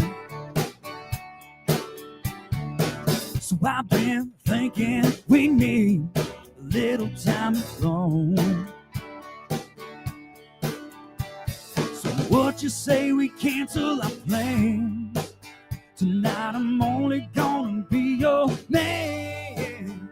Let's get some candles burning, some records turning, all the lights down low. Take it nice and slow. The way your body's moving, keep doing what you're doing to me all night long. Writing our love song, girl, I want it, gotta have it. Let the passion take us to a higher place.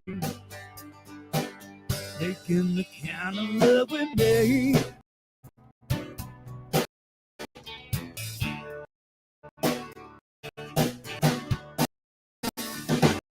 There's a way, baby, to give me chance.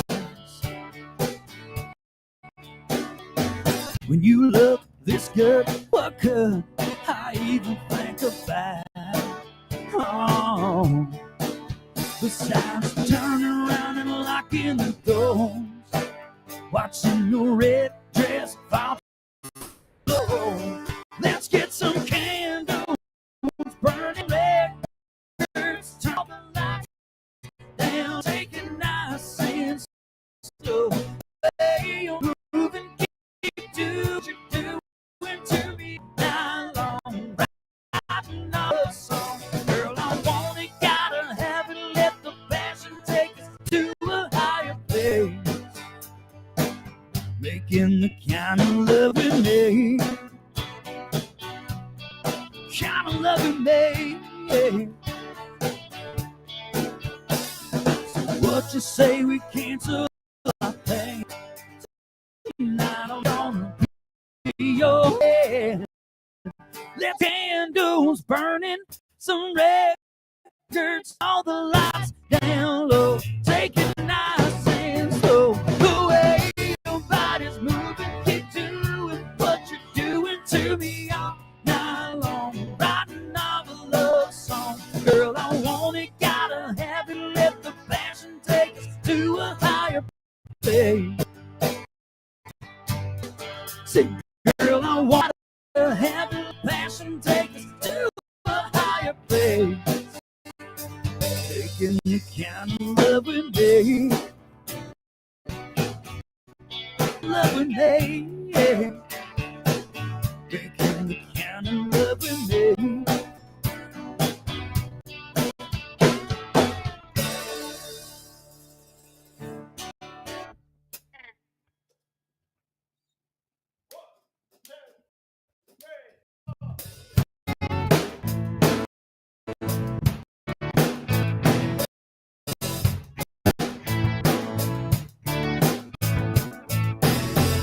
No, it ain't all that labor. You should probably leave. I recognize that look in your eyes. Yeah, you should probably leave.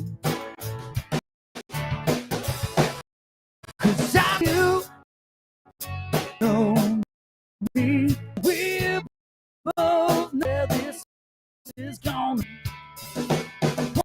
want me to stay, want you to stay, so you should probably leave. Yeah, you should probably leave. There's still time for you to finish your wine, then you should probably leave. It's hard to resist, alright, just one kiss, then you should probably leave. 'Cause I know you, and you know me, and we both know where this is gonna lead. Want me to say that I want you to stay, so you should probably leave. Yeah, you should probably leave.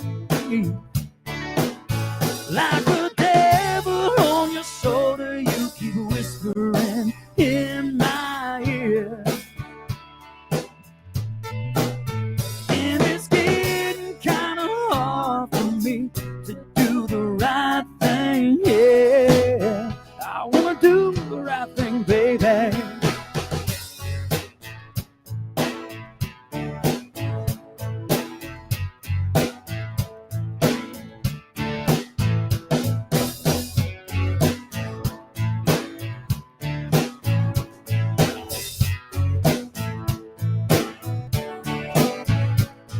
Sun on your skin, it's 6 a.m. and I've been watching you sleep. And honey, I'm so afraid you're gonna wake up and say that you should probably leave. 'Cause I know you, and you know me, and we both know where this is gonna lead.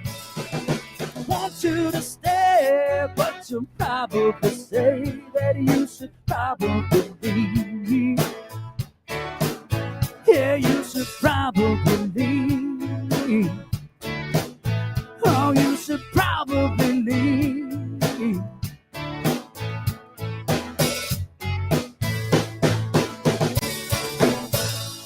Woo! That ought to do it, boy.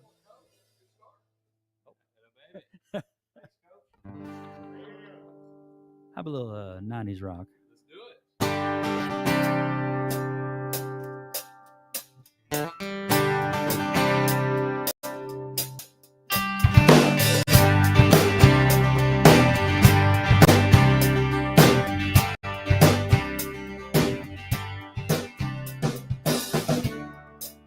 Well, she said it's cold outside, and she hands me a raincoat.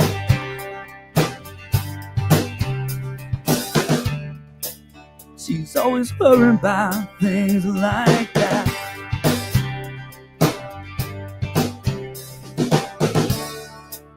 Well, she said it's all gonna end, and it might as well be my fault. She only sleeps when I'm raining. Yes, she screams, and her voice is strange. She says, baby, it's 3 a.m., I must be lonely. What happens, she says, baby, how I can't help but be scared of it all sometimes. And the rain's gonna wash away, I believe. Yeah.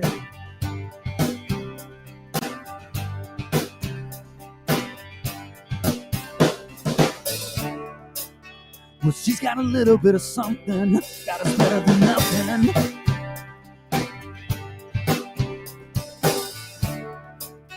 In the color portrait world, she believes that she got it all on.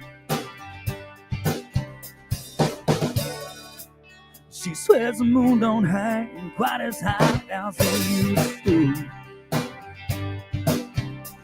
She only sleeps when it's raining. Yes, she screams, and her voice is strange. She says, baby, it's 3 a.m., I must be lonely.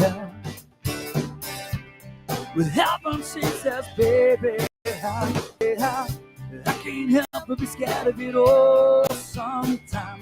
And the rain's gonna wash away, I believe this.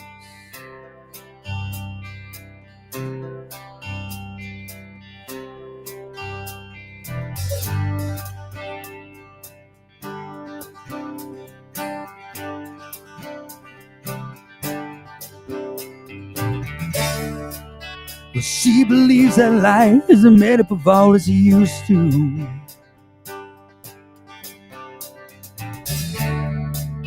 And the clock on the wall has been stuck at 3 for days and days. She thinks that happiness is a map that sits on a doorway. Yeah. But outside it starts raining. Yeah, well, baby, it's 3 a.m., I must be lonely. But heaven, she says, baby, I can't help but be scared of it all sometimes. And the rain's gonna wash away, I believe. Yes, well, it's 3 a.m., I must be lonely. But heaven, she says, baby, I can't help but be scared of it all sometimes.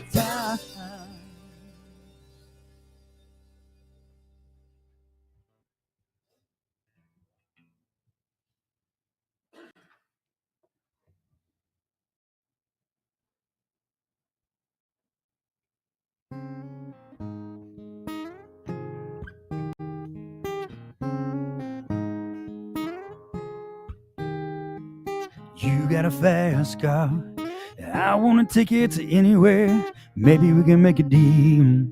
Maybe together we can get somewhere. Any place is better. Starting from zero, got nothing to lose. Maybe we'll make something.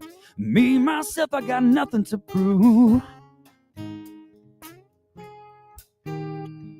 You got a fast car, I got a plan to get us out of here. Been working at the convenience store. Managed to save just a little bit of money. Won't have to drive too far, just to cross the border and into the city. And you and I can both get jobs, finally see what it means to be living. You see, my old man's got a problem. He lived with the bottle, that's the way it is. He said his body's too old for working. His body's too young to look like his. So mama went off and left him. She wanted more from life than he could give. I said, somebody's gotta take care of him. So I quit school and that's what I did. You got a fast car, but it's fast enough so we can fly away. Still gotta make a decision. Leave tonight or live and die this way. So I remember when we were driving in your car. Speed so fast I felt like I was drunk. City lights laid out before us, and your arm felt nice wrapped around my shoulder. And I had a feeling that I belong. I had a feeling I could be someone, be someone, be someone. You ask God, we go cruising, entertain ourselves. You still ain't got a job. So I work in the market as a checkout girl. I know things will get better. You'll find work and I'll get promoted, and we'll move out of the shelter and buy a bigger house and live in the suburbs. So I remember when we were driving in your car. Speed so fast I felt like I was drunk. City lights laid out before us, and your arm felt nice wrapped around my shoulder. And I had a feeling that I belong. I had a feeling I could be someone, be someone, be someone.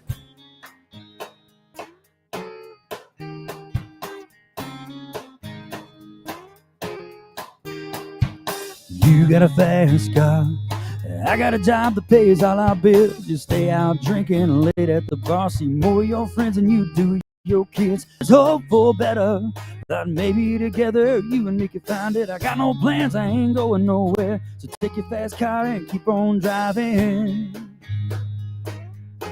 So I remember when we were driving in your car, speeding so fast I felt like I was drunk.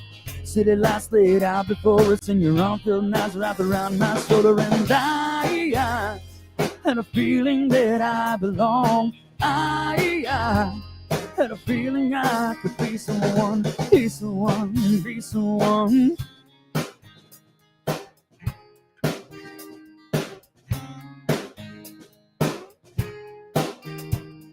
You got a fast car, but is it fast enough so we can fly away? You still gotta make a decision, leave tonight or live and die this way.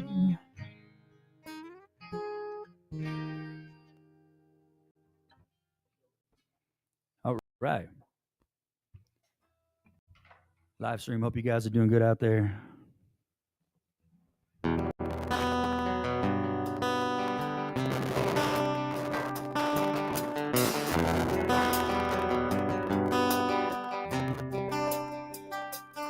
She never wanted to be white picket fenced in, hearts like a feather in a Tulsa wind.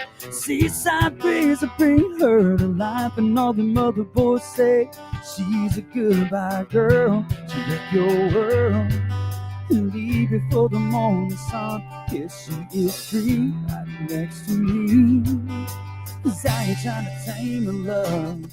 I keep the windows down, yeah, the wind in here, keep her heart hanging on right every turn. She's scared to get tied down, scared to get burned, just looking for somebody as hard as her.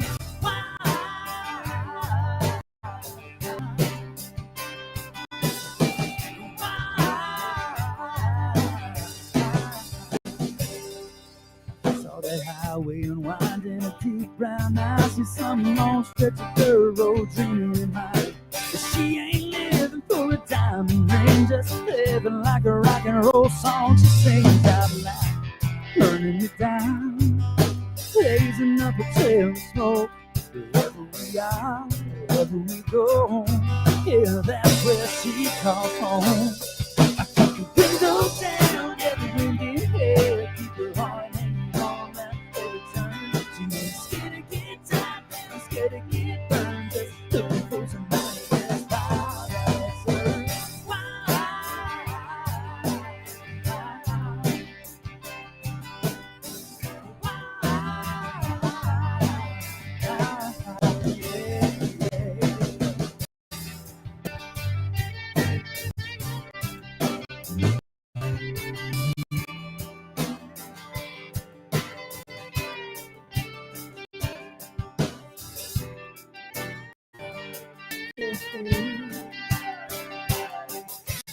I ain't trying to fix her, I just wanna kiss her, feel a little fire in her soul.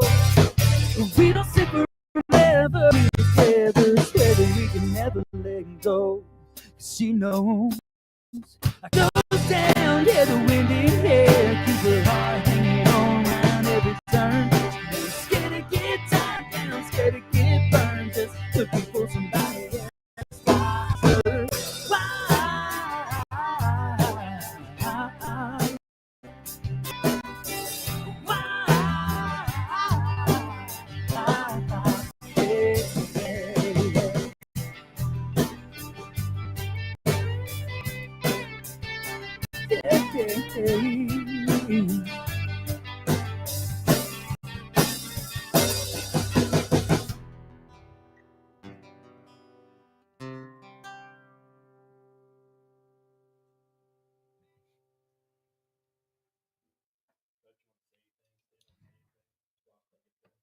Yeah, absolutely.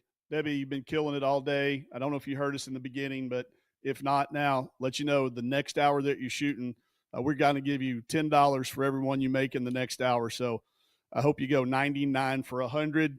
If you go 100 for 100, I'll throw in another 500. All right. So no pressure on you. No pressure on you. We got a little Turnpike Troubadours coming up here for you with Clint on the vocal and the harmonica, I think, coming up. So Settle in.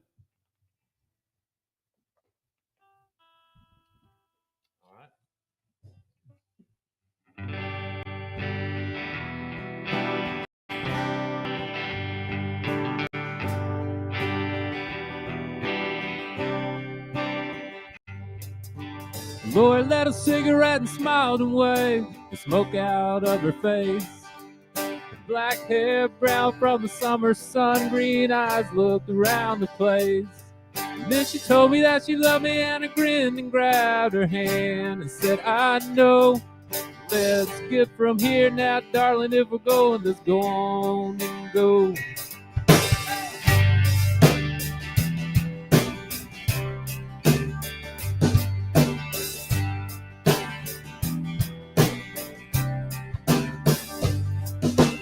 Roy said her family used to have a little money, and they still act like they do. Her daddy don't think I'm fit to sit in the same room with you. If I ever step foot in Suffolk County, well, your brother said it'd break my home. But here I stand with the dark-haired daughter of Southwest Arkansas. I've been learning and believing, and the barely breaking even is just a part of life for you and me. I've been living with the loneliness that got down in my bones. I guess it's just another phase of being free. And I've been learning how to lose a thing I never laid a hand on all day long. Lord, Lord, love, you couldn't go more wrong. Lord, Lord, love, you couldn't go more wrong. Da, da, da, da, da, da.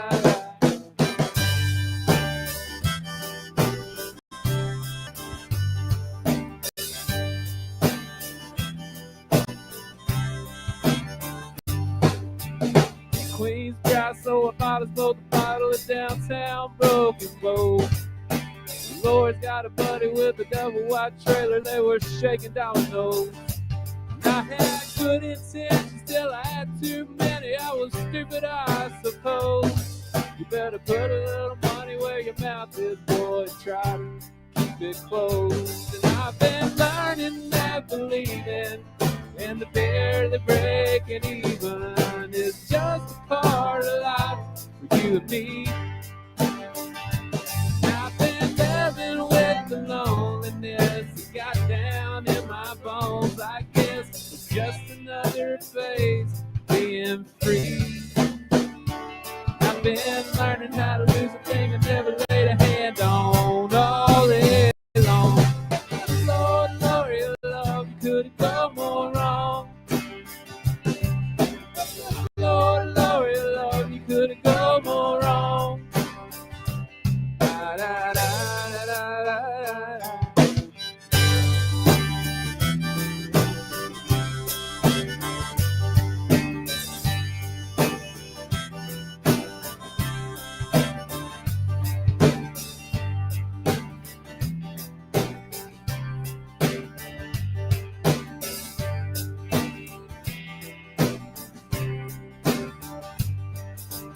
Lord said, I wonder what we ever went through all this trouble for. You ain't half of who I thought you was, and this ain't fun no more. And your words cut clean through drunk and dark and dimming doorway lights. I had all I can handle. I hope you're happy now. Good night. Yes, your folks were right. Yes, your folks were right.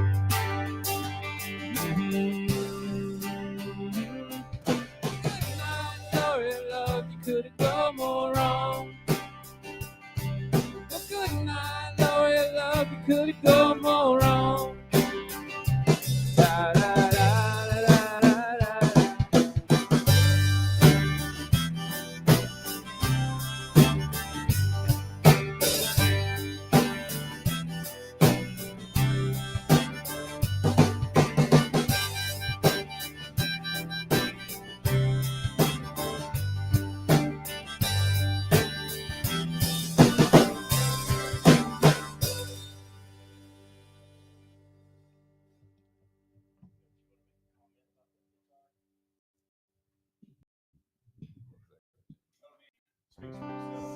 I think the guitar does speak for itself, doesn't it? I bet nobody can guess what song's coming next.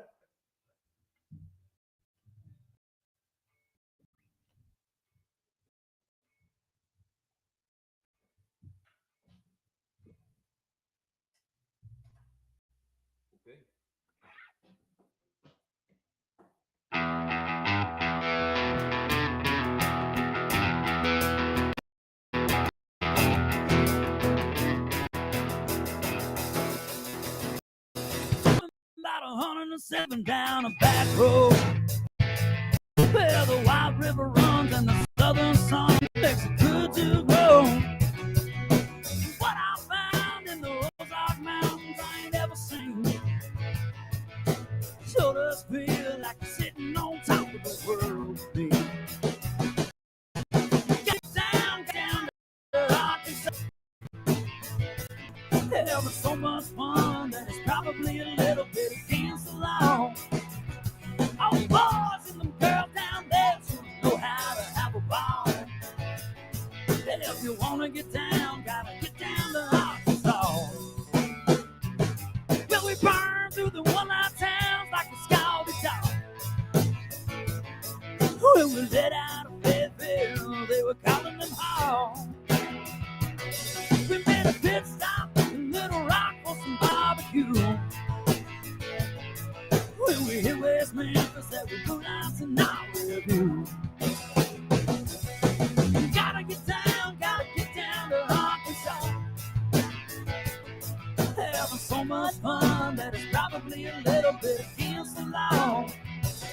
All the boys and them girls down there sort of know how to have a ball. If you wanna go, gotta get down to Arkansas.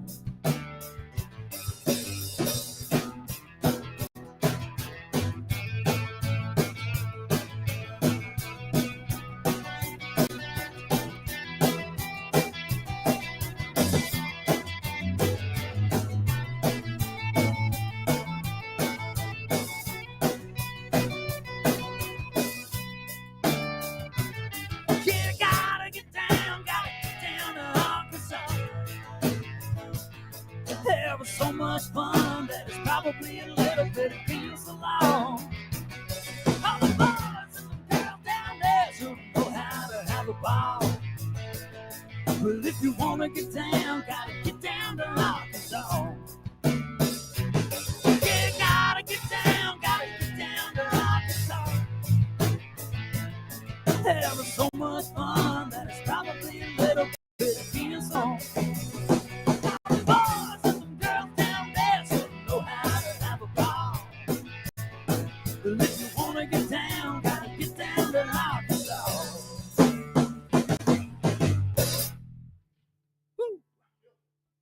Dig it. Woo pig, baby. That's right, woo pig.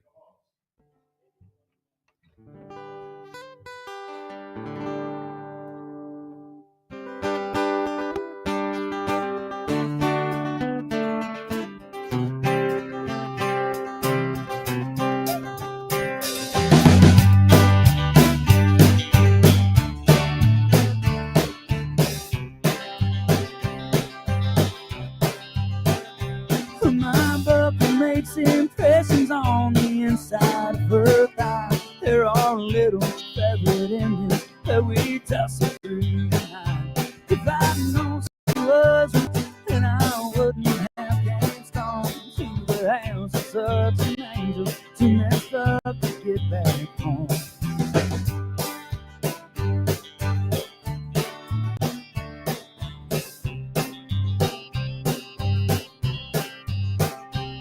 Being over West Virginia, smoking spirits on the roof. Yes, ain't anybody told you that them things are bad for you.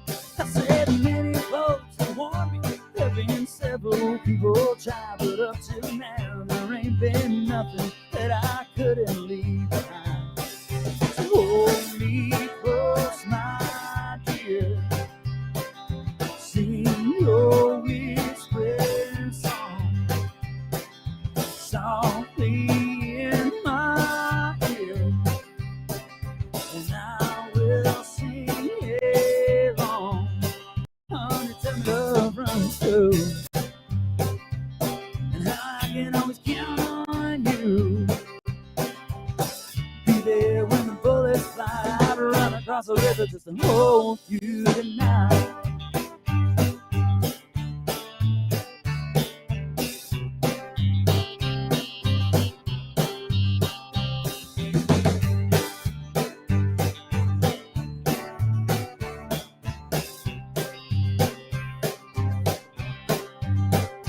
Well, my heart is sweating blood from the surface. It has raised like a little feather engine, calling out the clouds of rain. I go running through the thicket, I go careless through the thorns, just to hold her for a minute. Oh, it leave me wanting more. To hold me close, my dear, to sing your weird song softly in my ear, and I will sing along. Honey, tell me how your love runs through,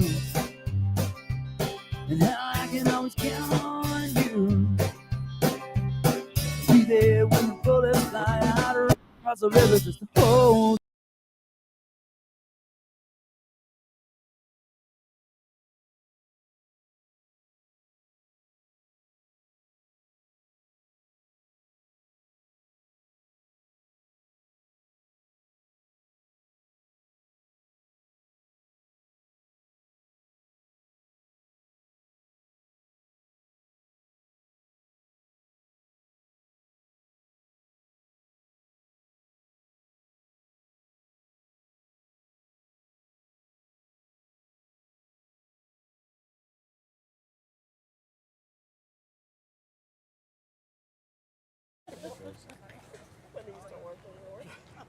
Mike's got himself a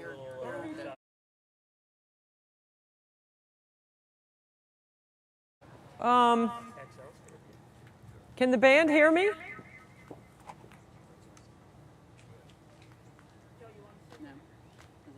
Are they still playing? Yeah, they can't tell. There's nothing going either way. Okay, well, we're going to warm up to shoot.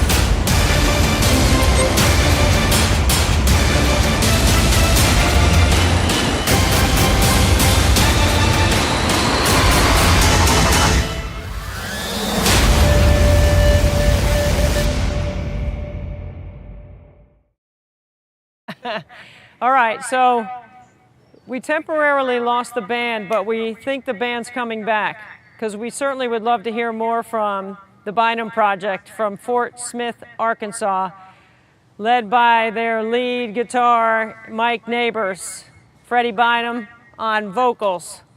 Okay, so I'm going to make my 100 right here based on the challenge that Mike Neighbors and the band put forth, and then we'll try to get the band back while I'm shooting. What button?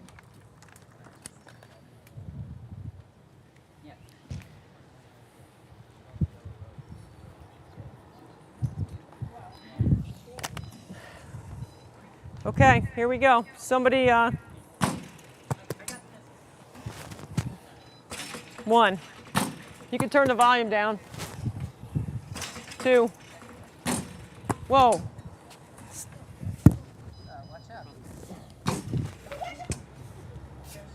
Stop. I made 3, but the dish had reconnected to the wrong time. It was coming back too fast, and I won't make it. I don't want to shoot it that fast. 3.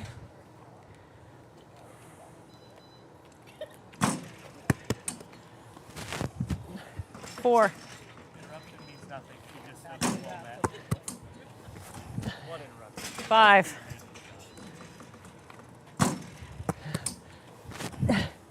6. Okay.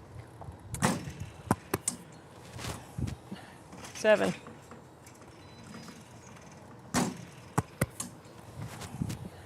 8.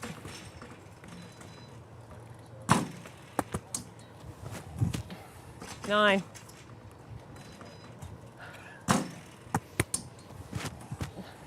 10.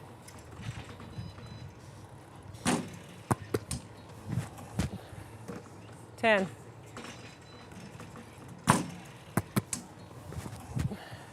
'Overcorrection. 11.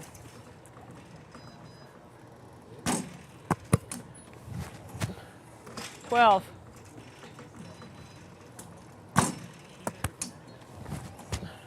13.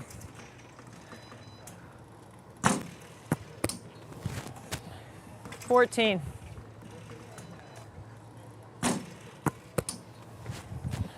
15.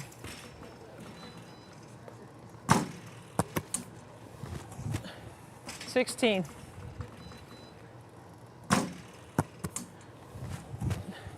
17.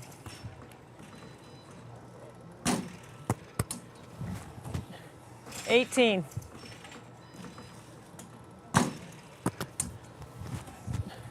19.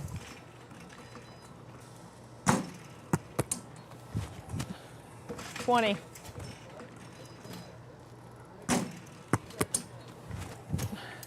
21.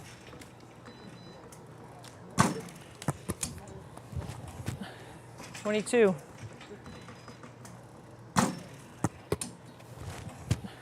23.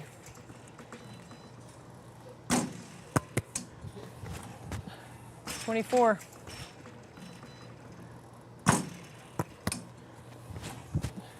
25.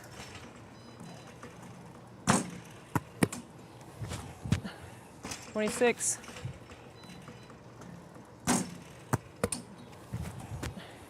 27.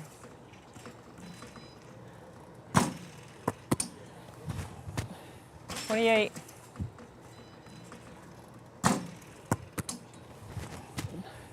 29.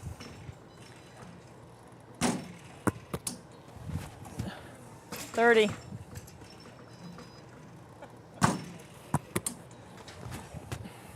31.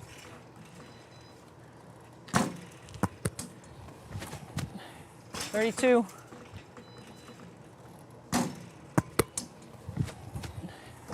33.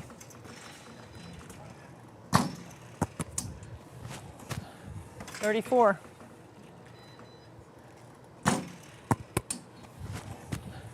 35.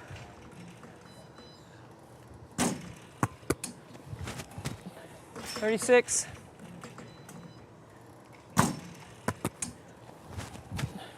37.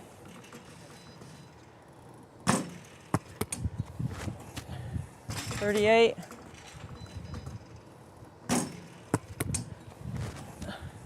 39.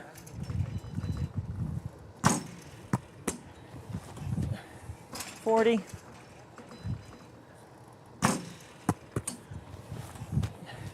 41.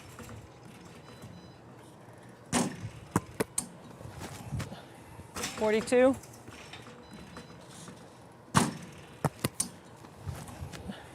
43.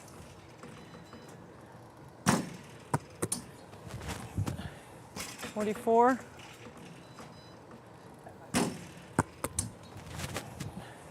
45.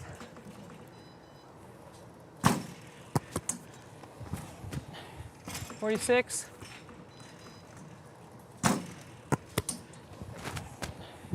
47.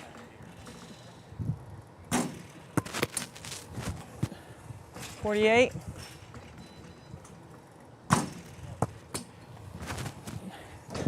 48.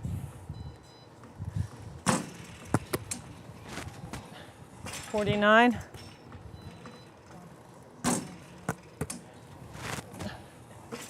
50.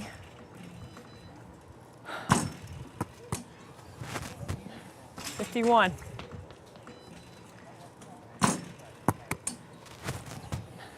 52.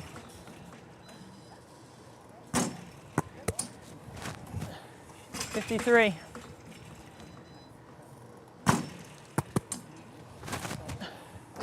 53.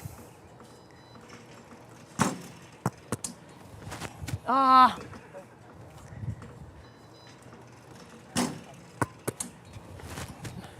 54.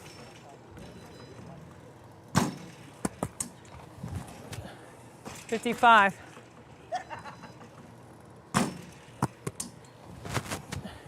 56.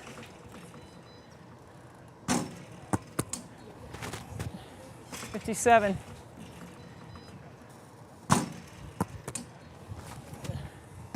57.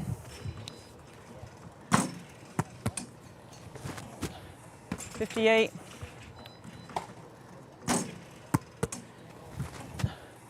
59.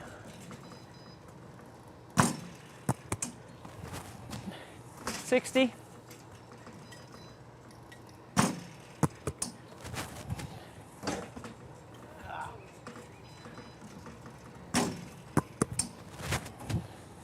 61.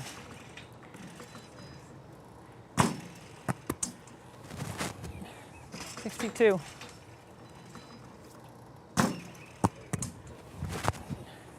63.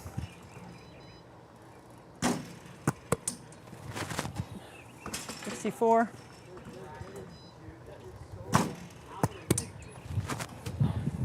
65.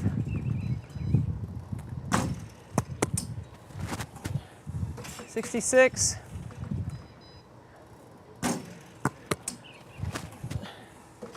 67.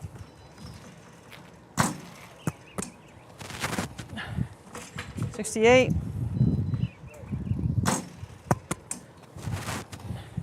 69.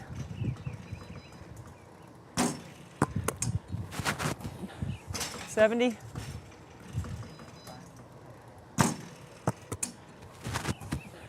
71.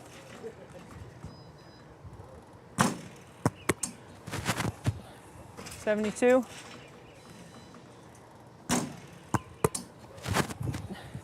73.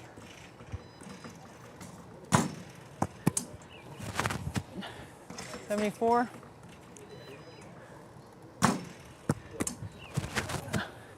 75.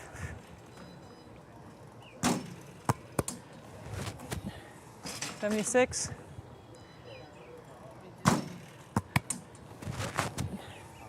77.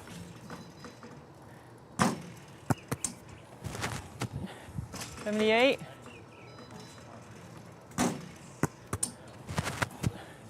79.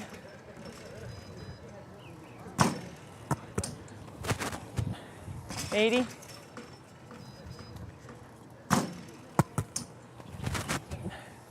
81.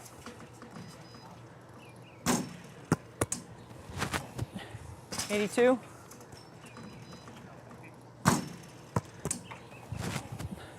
83.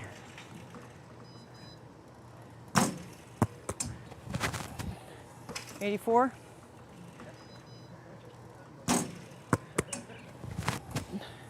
85.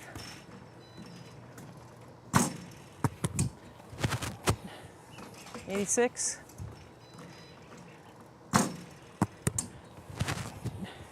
87.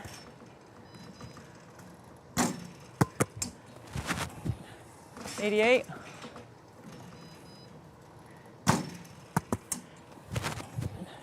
89.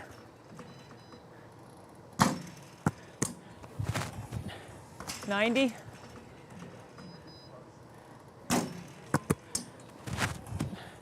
91.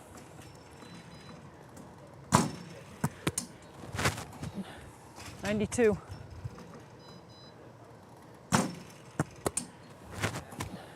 93.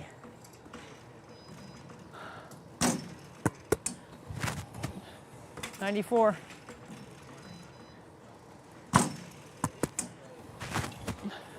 95.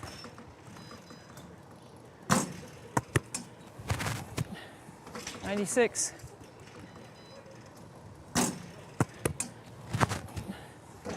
97.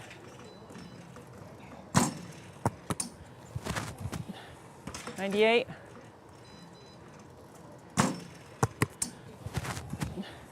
99. 100.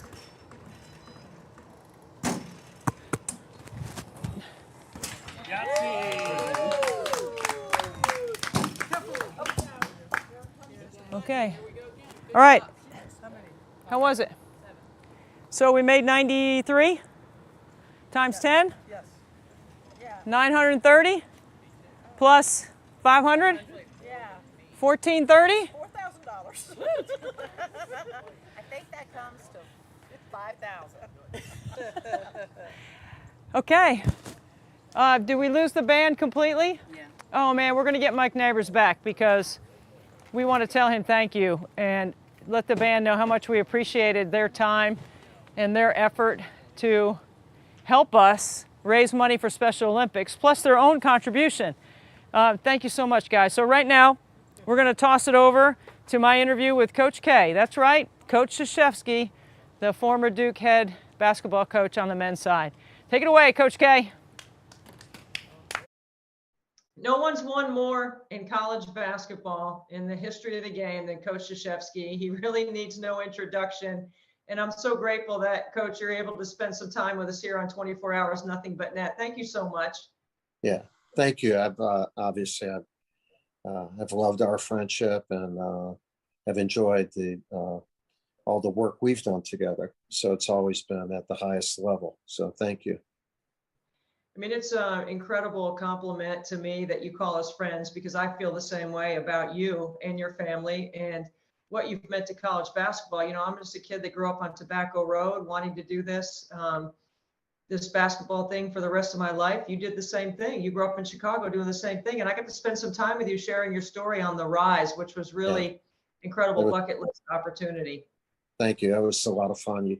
You guys did a great job with it.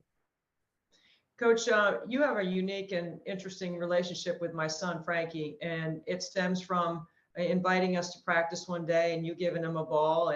And then we were able to introduce you a little bit to the Clemson Life program because he's a graduate of that. You know, what's your impressions of when you think about Frankie and what he's been able to accomplish? Well, Frankie has a few things that I would like to see in every player that I coach. They would all be better if they had his enthusiasm.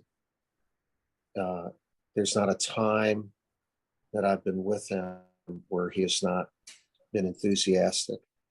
He's easy to talk to. He communicates and he shows that he has deep feelings. He's a very deep person, enthusiastic and happy. All right. Other than that, he's really a horrible kid. You know, and he's willing to work and he wants to get better. You know, that's the description. What I just said, if every player did that, they'd all get better. They would all get better and they would enjoy the journey of getting better because they would want to be on the journey and wouldn't be forced to be on the journey. And so he's terrific. He's terrific. And I love seeing the relationship the two of you have. Well, thank you. It's 25 years of incredible work and joy, and I believe we've been chosen for this responsibility and this platform that the good Lord has given us to share with families like ours, and you're helping us do that. So thank you for that. Yeah, well, you guys have done it well, and seems like you're very proud of it and happy, and there's still a long journey ahead. As a result of doing it so well for so long, it opens up ideas and goals that you wouldn't have if you didn't have the journey that you've had up to now. And that a lot of people don't understand. Yeah, keep going, man, and keep building on the good stuff that you've done up to now, and see the results of that. And it gives you confidence that there's more out there. You know, Coach, one of the things that when you have a child with special needs is you always want to put them in a position to succeed, right? Right. But just like with your players, but you also know that failure is a part of everyone's journey. So just because you have special needs doesn't mean that you don't experience the emotion of failing or making a mistake and learning from it. I think that's a misconception in our population that, you know, you deal with a lot of guys that are used to coming in at the highest level, and then you put them in such rigorous positions to be able to fail so they can succeed. And I'm wondering where you learned that from. Well, I learned that mostly at West Point, but also from my parents.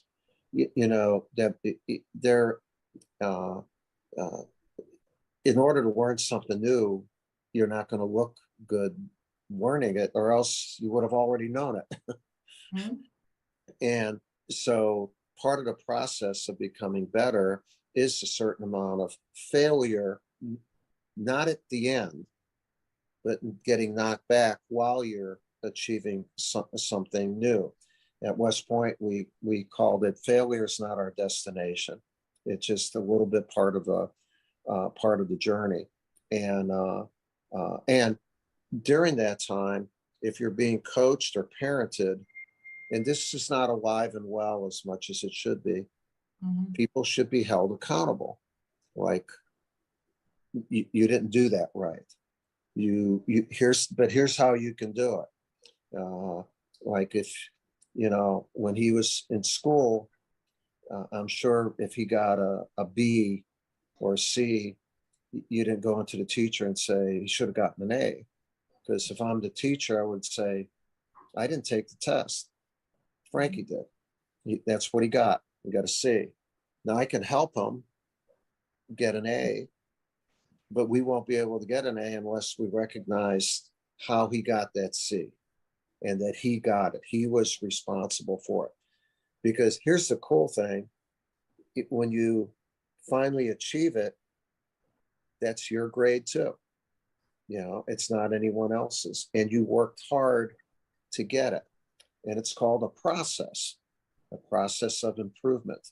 And I you know, and you do it different with every kid and every team, and how you communicate that. You still have to hold them accountable for it. Coach, I've been in your office, so I know what an incredible museum it is to your basketball legacy, all the things that you've accomplished. But there's a part of your office that I found to be really unique and interesting, and that is the nuns, the people that write you letters, the conversations that you have, the pictures behind your desk that are your part of your daily prayers. Really, really interesting. And I happen to know this woman named Marge from Millbrook, who wrote you a letter. She's, I think, 93 years old. She is now, yeah. And Marge wrote me, and I actually, I got thousands of letters, but some of them were handwritten, whatever. And I called a number of people, and I called Marge, and I said, Marge, this is Coach K. And she said, this is a trick. But it's not a trick. And I said, I just read your letter and saw your picture, and you made me feel good. And she said, Coach, you've made me feel good for 40 years. And I started getting a tear in my eye, and we wrote each other. So this is a cool story. This past Saturday, we had a Mother's Day ball, which our 12th annual Mother's Day ball, 500 people, and it raises money for our Emily Krzyzewski Center, our nonprofit. Helps about 2,000 kids a year in our area. And as a surprise, Marge's son works in the Triangle area. We didn't know that. Mm-hmm. He drove up to New York, and Marge was at the event. And I met her during the photo lines. And I actually, because I knew she was going to be there, I bought her a corsage and spent time with her. And then during my remarks during the event, I had her stand and be recognized. And it was, it's the full circle of actually putting a human being, not just a letter or a phone call. And what a great thing. What a great thing. I have a little 6 degrees of separation from Marge because I actually happen to know the family, and they are a wonderful family. And I heard about the story. I happened to be in the first and second round covering for CBS in Albany, and Marge lives in Millbrook, which it wasn't far. And she tried to get down to the floor. I missed seeing her, but I know that she's a huge fan of yours, and she's terrific. Amazing.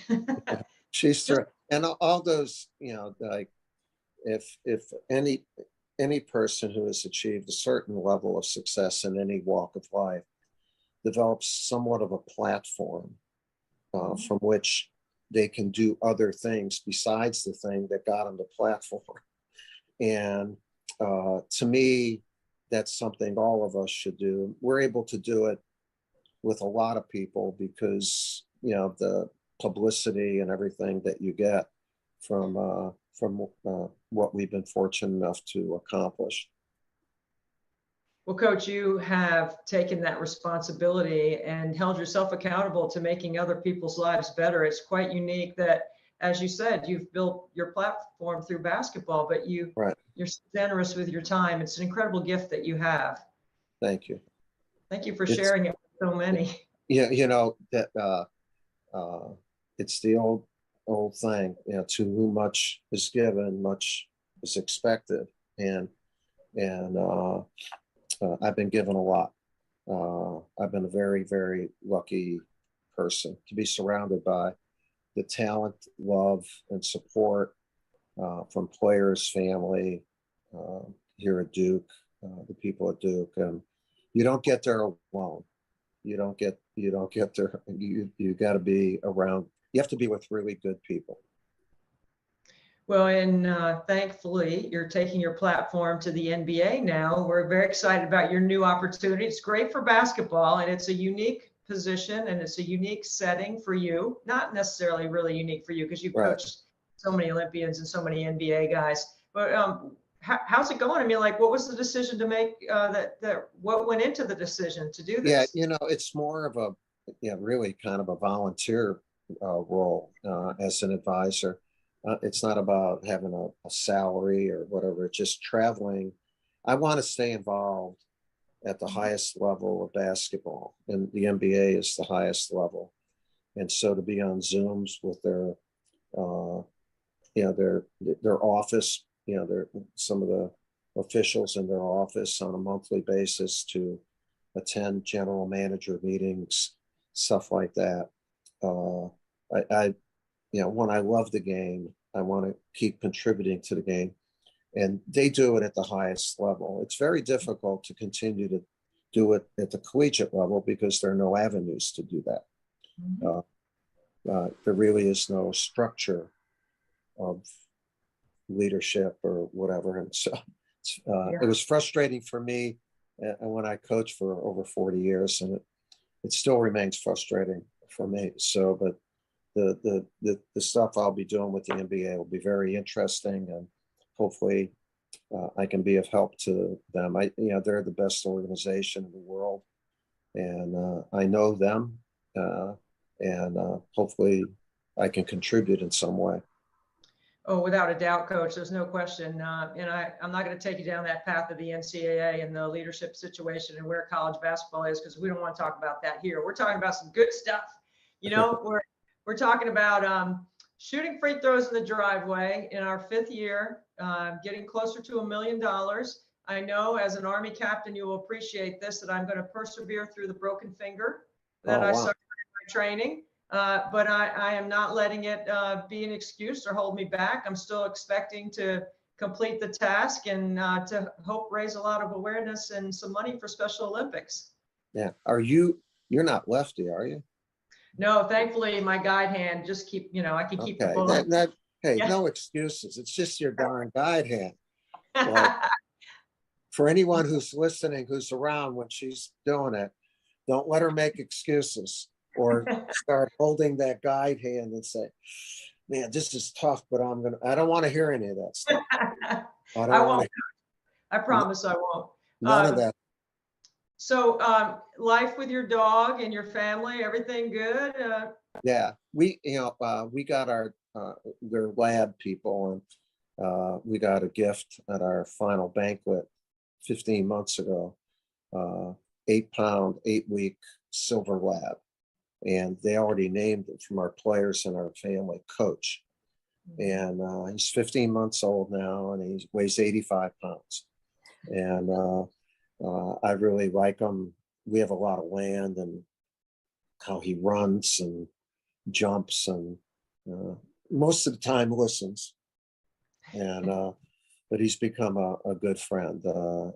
I love dogs, and I missed my last dog, the yellow lab. Blue was my buddy, and there was actually, dog pet owners will understand, there's a void, they become part of your family, and now Coach is there, and that's a good thing.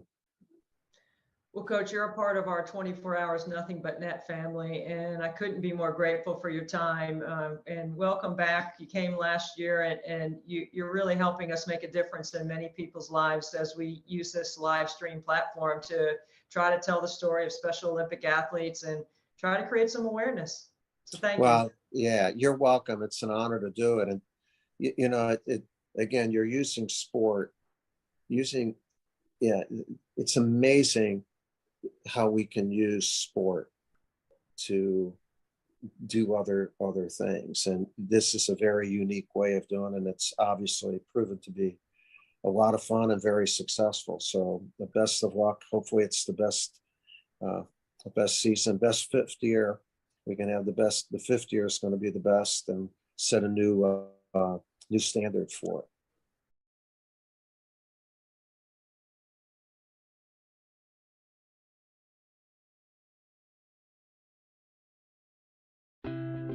Debbie Antonelli. She's just true amazing person. And the more and more she would talk to me about basketball, the more and more personal we got. And throughout that relationship that we built, I found out that she had a special needs son. To be able to kind of play at this level and be fortunate enough to be able to meet people like that, those are heroes too. The universe got its way of connecting. I think it all kind of happened for a reason. So for AU to kind of like make that connection and not knowingly know my tie to it, just goes to show how amazing Athletes Unlimited is.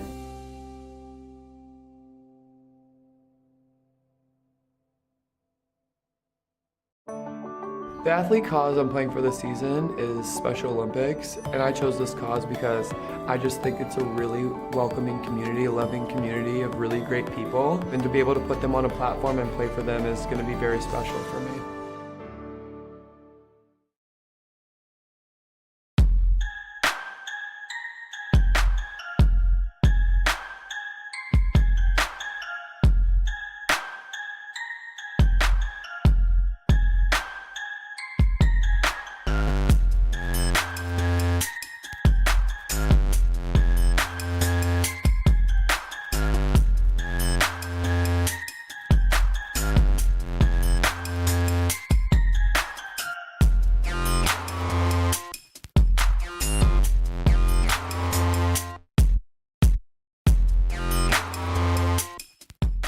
Hey, I'm Savannah Collins at the Athletes Unlimited in partnership with Special Olympics Nothing But Net Shoot-a-thon. I'm here with Debbie Antonelli, who started this event. Tell me what inspired you to start this 2,400 shots, made free throws, not just attempts, in 24 hours. I think a lot of people may not know my real life. They see me on television and think that's what I do, but I'm the mom of 3 boys, and my middle son has Down syndrome, and he has been a Special Olympic athlete his whole life. So I am inspired to try to help families like mine. Special Olympics is a great landing spot for families like mine that need organization and the ability to train and compete, because my son wants to compete just like everyone else, and this is a great landing spot for him. So I tried to figure out how I could use my platform best. I was intrigued by the word marathon. I can still shoot it from 15 feet, that's it.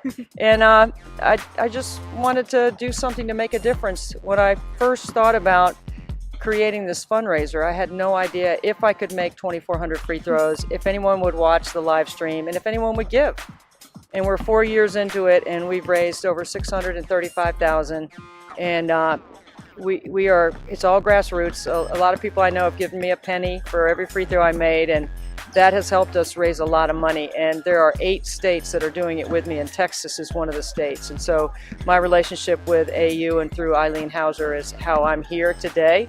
And Eileen had mentioned that there was an opportunity to do something and create an event around the whole concept of 24 hours, nothing but net, and I was all about it. So that's why I'm here, and I'm so happy to be here. I've already made some shots, that's why I'm all sweaty, but it's been fun. Yeah, I heard you put up about 750 today with one of our facilitators, Danielle. Danielle and I together, we have made some shots, and Air Hearns was out here with us as well. So between the 3 of us, we've made 750 to get us started. But this started just you, right? Yes, that's right. In my driveway with my Dr. Dish. When I turned 50, that's what I wanted for my birthday. Most women want diamonds, pearls, and a trip somewhere extravagant, and I wanted a shooting machine. And it just really fits in with what I wanted to do to help train and grow the game. And I had no idea that I would use it as a training tool for this event, but it has allowed me to be able to get in incredible shape. It requires amazing fitness to be able to do what I'm going to take on in May. And it just is. It's great because I'm motivated by my son and his friends. I know we're only a couple hours in. How's the elbow feeling? How's the arm feeling? You know, shoot till your arm falls off is one of the things I love to say on the air, and I'm literally doing it. So I feel pretty good, you know, and I think I'm inspired by these young women that have here that have taken their time to come and create some awareness for Special Olympics. I hope they go away with an understanding that, you know, you can do things with people that have intellectual or physical disability. They're really just like you. They want to have friends and they want to compete and play, and they love playing basketball. And I hope that some of the young girls that are here today will make a friend.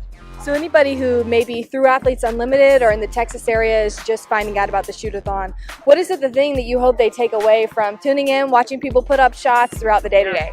I hope they see that this is a global effort to raise awareness. That's the most important thing, and the state of Texas is so big, and they have been so supportive of my event in May. And I want to also send a very special thank you to Kelsey Mitchell and Teresa Plaisance. Kelsey and Teresa are both players I covered extensively in their college careers, and to see the give back that they have given me by agreeing to sign up as this being their cause is overwhelming for me. I can't believe that Kelsey and Teresa would select that, knowing that it would directly impact an initiative that I care deeply about. So I'm so grateful for their attitude of giving. I love that. Well, sports are for everyone, and I think that's what really comes through in this and that we're going to see throughout the day, whether it's high schoolers, participants from the Special Olympics, our athletes putting in free throws today. That's exactly well said, and amen to that. That's what I hope, is that it'll be a global effort for everyone to understand that just right here in your own community, you can make a big difference. Thanks. All right, Debbie, let's get back to what we were doing. Shoot some free throws. Get some shots up. Shoot till your arm falls off.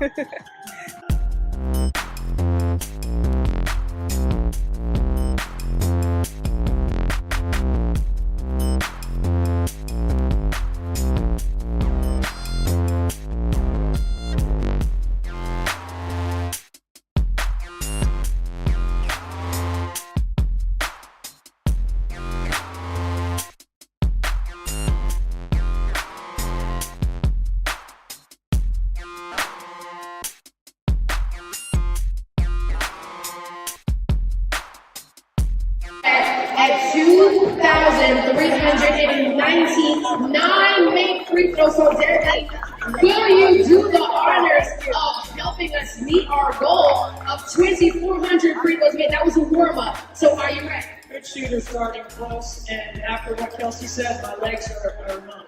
You heard it first. All right, here we go, AU. Let us make some noise. This is the final shot to get us to 2,400 free throws. We did it. Thank you, Peggy, for joining.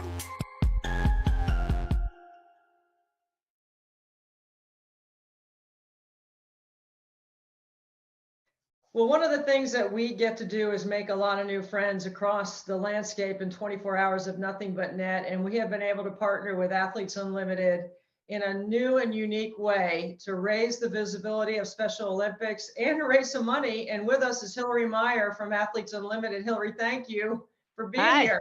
Thanks for having me, Debbie. Excited. I mean, the way this has rolled out is going to be really interesting for people to learn about and understand, because everyone knows I'm a hoop junkie, and I'm always looking for ways to empower young girls through sport and find the next. And Athletes Unlimited is a next level organization for women to play professionally. You have 4 sports: softball, volleyball, lacrosse, but my sport, and I hope yours, is basketball. Let's talk about that. Yeah, of course. Yeah, we're really excited to be here. We've been, Athletes Unlimited has been incorporated for 3 years now, playing 4 different sports. We just came off a terrific season in Dallas, as you know, Debbie. Yeah, we're having a great time and just giving more opportunities for women to play professionally in the United States. I have to give a shout out here to my longtime friend, Eileen Hauser, who is like family to the Antonellis. She's watched my boys grow up. She's been a big part of our family. And she's the one that brought the idea to me about having a special event around Athletes Unlimited for Special Olympics in Texas. Can you kind of shed some light on that and explain what that, well, maybe first we should explain what Athletes Unlimited is and then explain the event.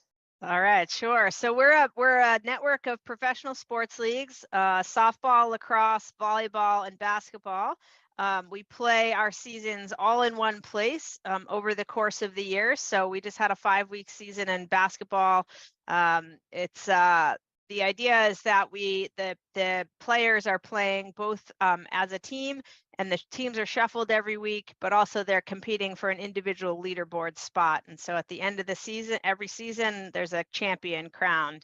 And when we go into these communities, Debbie, and we want to show up and support the communities and support our athletes and what they care about. And the last 2 seasons of basketball, our athletes have chosen Special Olympics as the partner that they wanted to work with.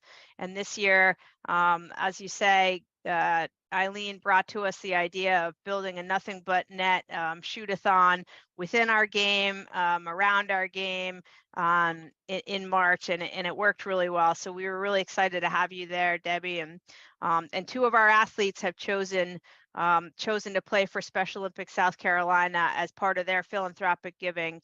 I could tell you a little bit more about that, but we were excited for the partnership, Debbie. Yeah, the partnership is exactly what I had hoped for. It was an opportunity to get some new faces in the gym. The way it was set up is there were 6 different high schools and maybe a few more that trickled in, but we had a couple of players from each high school team that would come in and would make 100 free throws so we could get our number to 2,400. And then you guys were gracious enough to let me make the free throw at number 2,400 on the main court at a timeout during one of the games. And that was a pressure situation, but fortunately, it only took me 1 try. So we had to give it to our highest percentage shooter, Debbie. That's you from the 3-show line. Hillary, a little shaky in the knees, I can say that, because coming off the timeout was this incredible video that Kelsey Mitchell had talked about Special Olympics, and Teresa Plaisance had talked about Special Olympics. And you know, in what we do or what I do, you never know what kind of impact you could have on a student athlete while you're calling their games, or the relationships that you build through the years by covering their stories. And then I find that Kelsey and Teresa selected us. It's one of the great compliments of my life, honestly. Absolutely. And we, we have a program called Athlete Causes, where every athlete who plays with Athletes Unlimited plays for a cause of their choosing. And we have no influence over who the athletes pick. And Kelsey and Teresa both stood up and said, this is really important to me because of Debbie and the work that she's done and her inspirational story and giving in that way. So we were excited to support them. Every athlete, we matched their season win bonus and give a donation to the cause of their choice at the end of every season. It's just absolutely remarkable, because I think I say this quite a bit on the live stream. I think teaching people the ability to give and to serve are skills that you have to teach. You can't just inherently believe people are going to understand what that means. And the giving and the philanthropic part of what Athletes Unlimited does is really important, not just to the athletes, but to the communities that they represent. Talk about how that piece came together, Hillary, because I think that's a really interesting spin on professional sports. Yeah, it's a really critical part of our work at Athletes Unlimited, Debbie. We're incorporated as a public benefit corporation, meaning that we have a mission besides just a for-profit entity. And our mission is to bring the leadership of these athletes into the community, to find ways to raise their voices up and to give back. And so Athlete Causes is part of that platform, where we give athletes the opportunity to say, this is my choice on my cause, this is who I care about, this is why, and then they can tell the fans about that as well, and bring some money and some support into these nonprofits. And to date, we've given over $1 million, $1.2 million to nonprofits all over the country. I think we have over 150 now and counting nonprofits who have received donations from Athletes Unlimited. And these athletes have they're really excited about it. They're excited to show what they care about. They're excited for fans to get involved. And in this case, we had this really special partnership with Nothing But Net and our own little version of a Nothing But Net in Dallas. And we were excited to have you there, Debbie, and just a really special opportunity. And I know the Special Olympics athletes who were there from Dallas really enjoyed it as well, along with the high school teams that played with us. I mean, we shot free throws, we played full court, Athletes Unlimited players, the basketball players got involved. It was really fun. I ran up and down and had a good time, and I enjoy that. I've been a unified partner for Special Olympics in the past, so I know and understand what that is because of my son, Frankie. I mean, I've been his partner in several different sports. But Hillary, here's the thing, the thing that got me when I was there was the minute I stepped in the building, the setting was just incredible. The lighting, the floor, the colors, the vibe to the whole thing. And in basketball, there's 44 athletes. And of the 44 athletes, I think I covered maybe, I want to say 42 of them. I mean, because I saw them all. And there was a couple that maybe I didn't cover in college or haven't covered in the WNBA. But I was really taken back by what I thought had, and many people have thought as a myth to this whole thing, is that it's got a little gimmick to it. And there is no gimmick to the competition on the floor. The players get rewarded with points or points taken away based on their skill set and their efficiency. I absolutely was just locked in. I couldn't believe how you could watch the leaderboard and watch the players play and the numbers going up and down based on whether they made shots or whether they missed shots or, what their efficiencies were. I just thought it was absolutely amazing. Yeah. And the model is really unique, Debbie. The motto is every moment counts, and it really does. Every play counts. Your team counts. The points that your team gets at every quarter and for wins in the game is really critical, along with individual performances. And what we see is that people step up. They become leaders on the court in ways that they weren't anticipating. They're competing together as a team, and they're competing with each other for the best possible performances across the season. It's a really special way to watch some really elite athletes, and the model is the model is such that fans can be there and they can get 2-3 games in right there on a weekend, and just bring more opportunities for professional women athletes across the country in all these different sports. It's so important for our fans and for our country and for these athletes who are competing at truly the highest levels of their game, to just give them opportunities to play. I found myself thinking while I was in there, that cliche about if you build it, they will come. And, I was able to, because you were kind enough to allow me to be a part of the broadcast. And one of the things on the broadcast that we talked about was, I know the WNBA wants to expand, and I understand why, but boy, this is a model that to me really has some serious legs to it that could continue to advance the game in our country, which I'm all about advancing the game. I know you guys are planning for big things, and as you continue, like you said, you're only 3 years old. I mean, it's still in its infancy, but can you just kind of give us a small sample, Hillary, of what you're thinking and where this might lead to?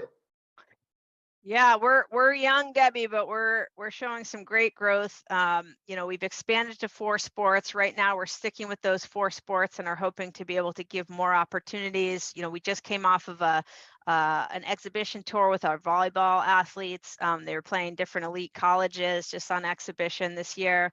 We've got now 2 seasons of softball. So we're hoping to see some more growth within the sports we have and potentially be adding more sports down the line.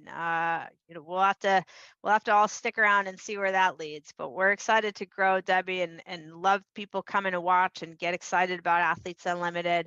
And for my part of the business, just staying tuned in on the social impact and how we're bringing our athletes and their fandom to the communities that we play in and that we serve across the country is just critical to what we do. Well, I wear many hats in this event. You know, I am the free throw shooter.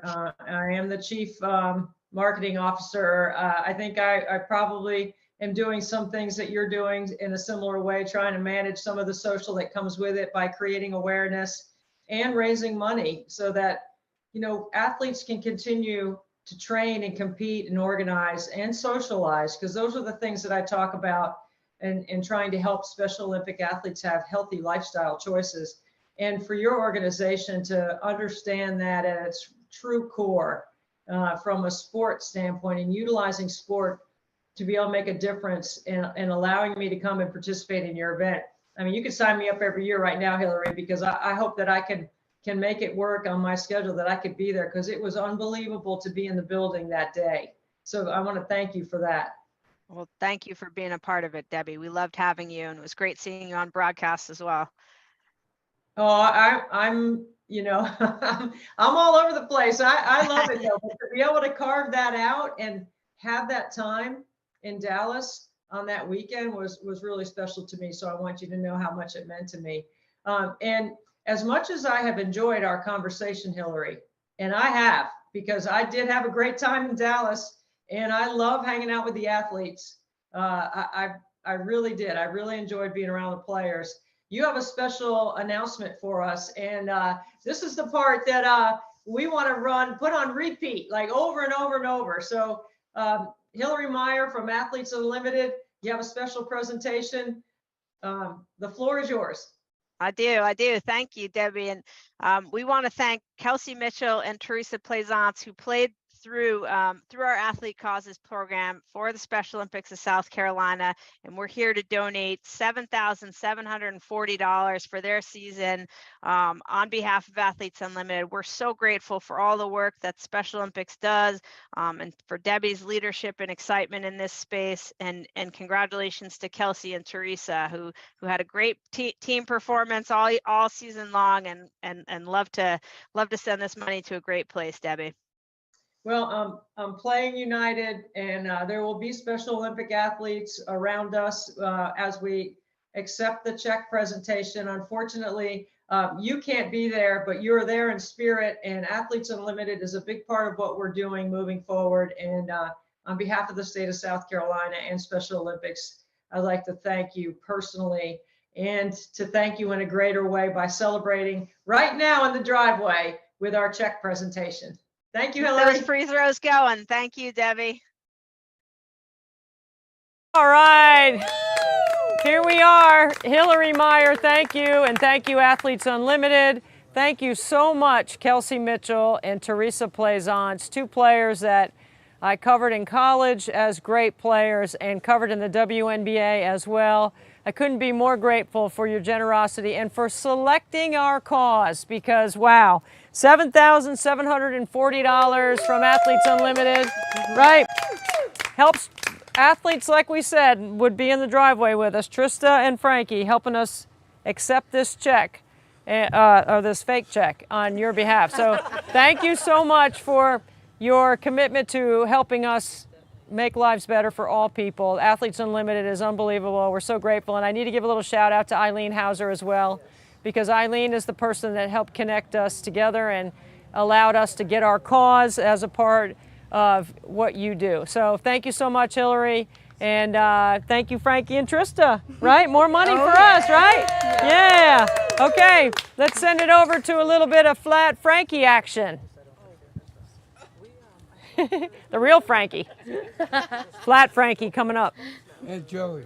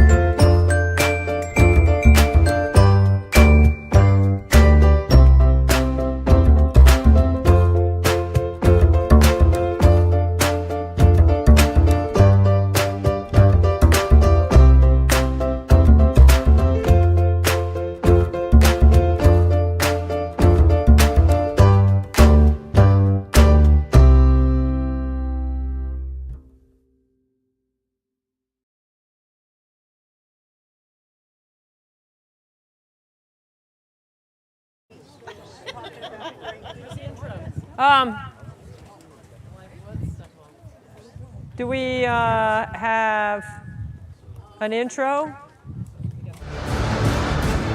Here it is.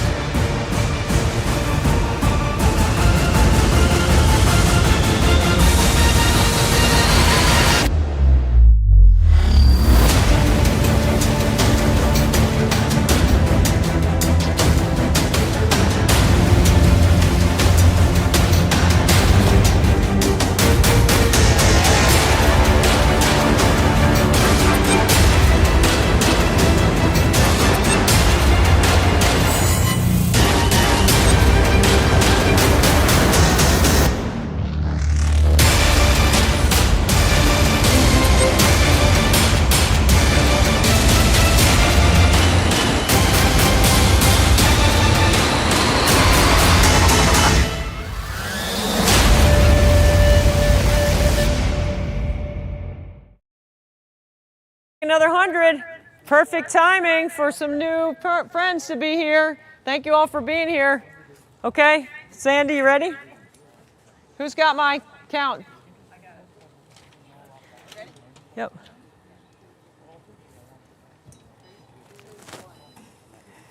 Okay, let's go.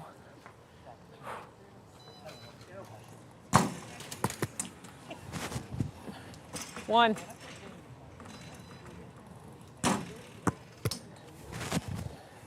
Two.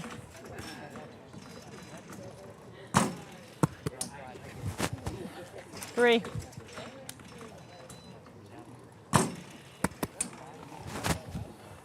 Four.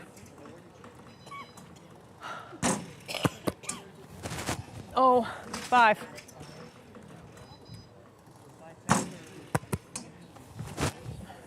Six.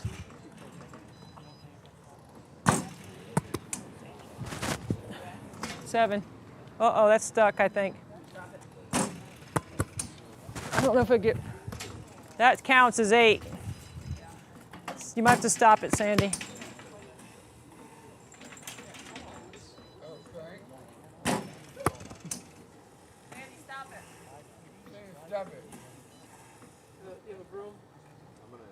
Here, wait a second. I'm gonna hit it. Got a little... I got it. Oh. There you go, Patrick.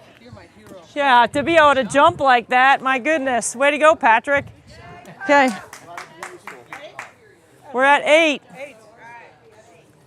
We're at 8. Thank you.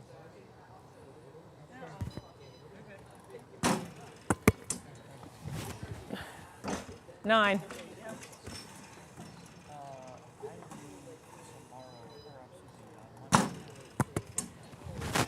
10.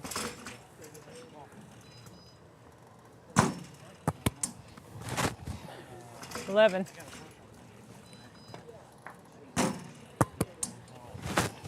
12.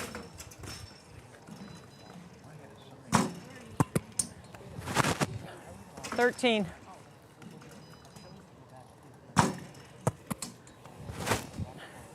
14.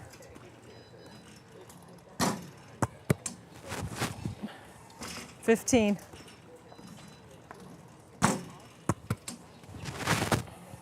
16.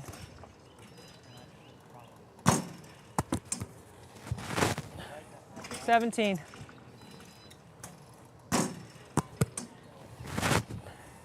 18.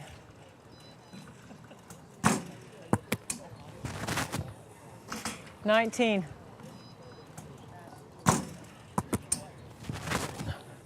20.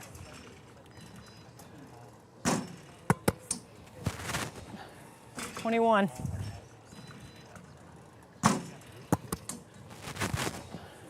22.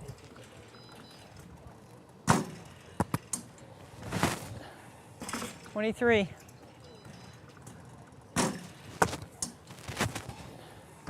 24.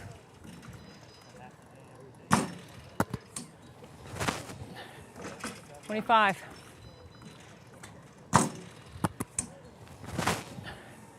26.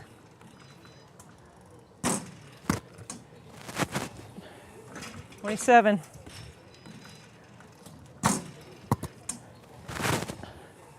28.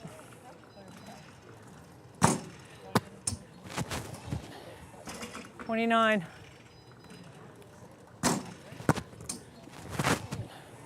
30.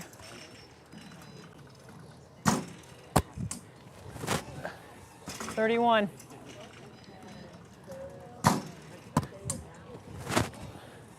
32.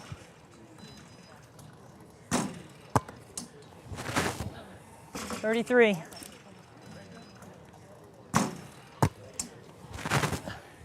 34. Stop it. 34.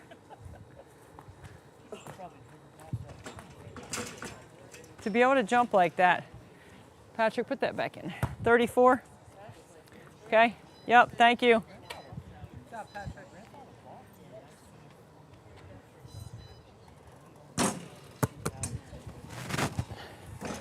35.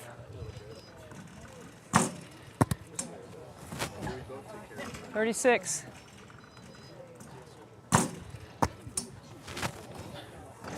37.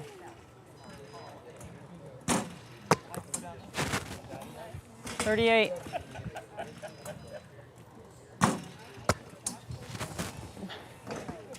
39.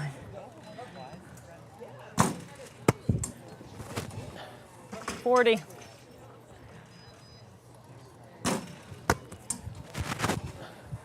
41.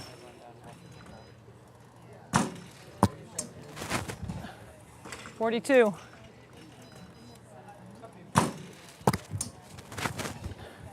43.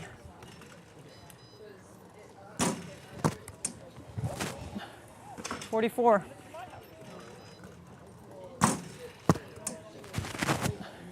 45.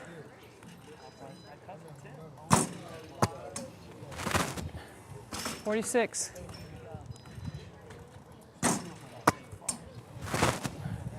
47.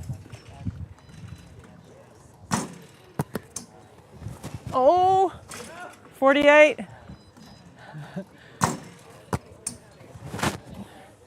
49.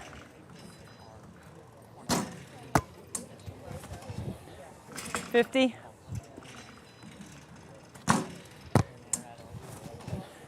51.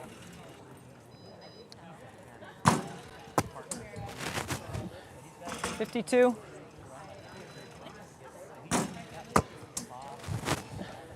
53.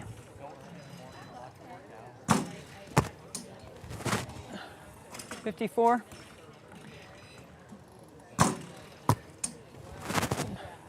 55.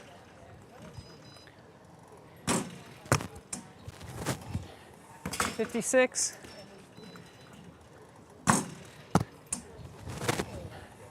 57.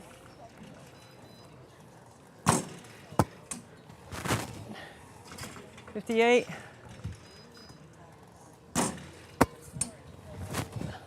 59.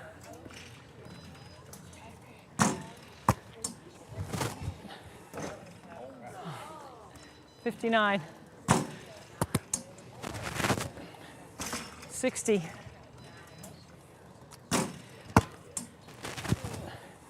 61.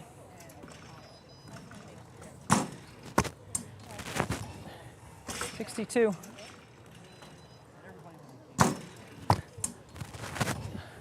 63.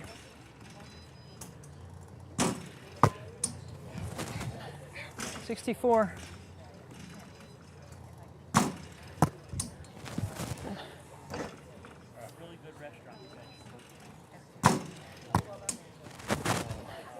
65.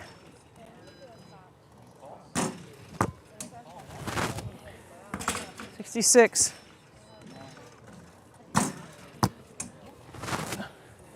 67.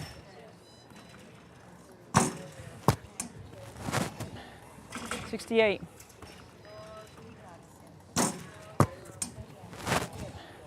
69.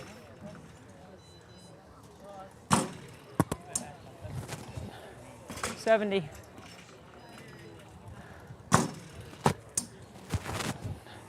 71.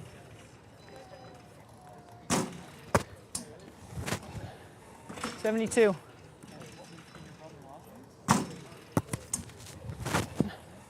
73.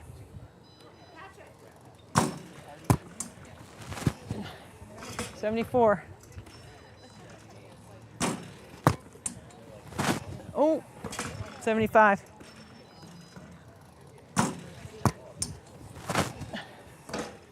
75.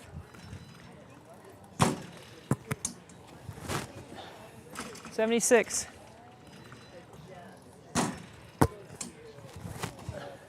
77.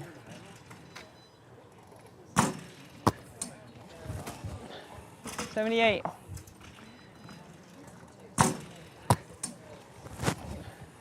79.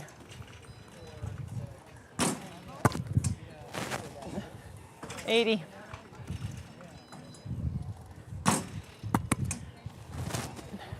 81.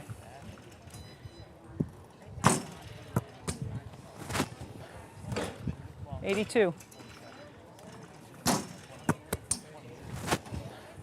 83. Oh, 84. 85.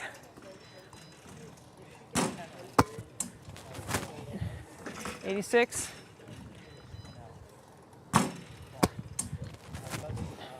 87.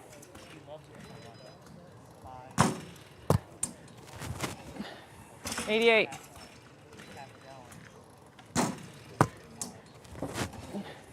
89.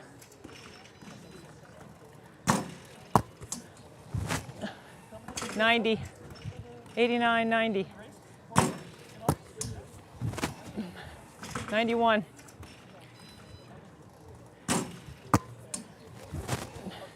92.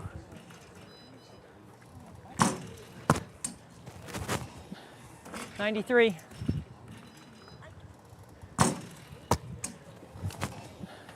94.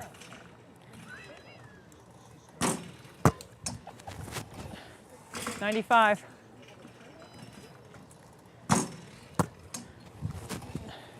96.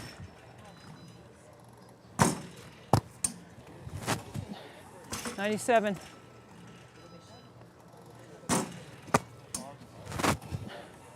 98.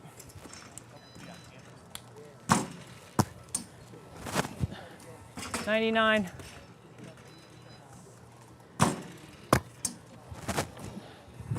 'All right.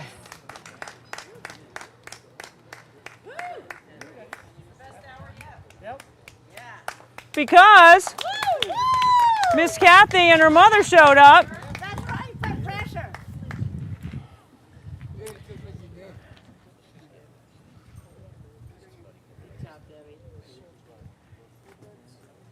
We're going to go right to, we're not going to do the tally right now?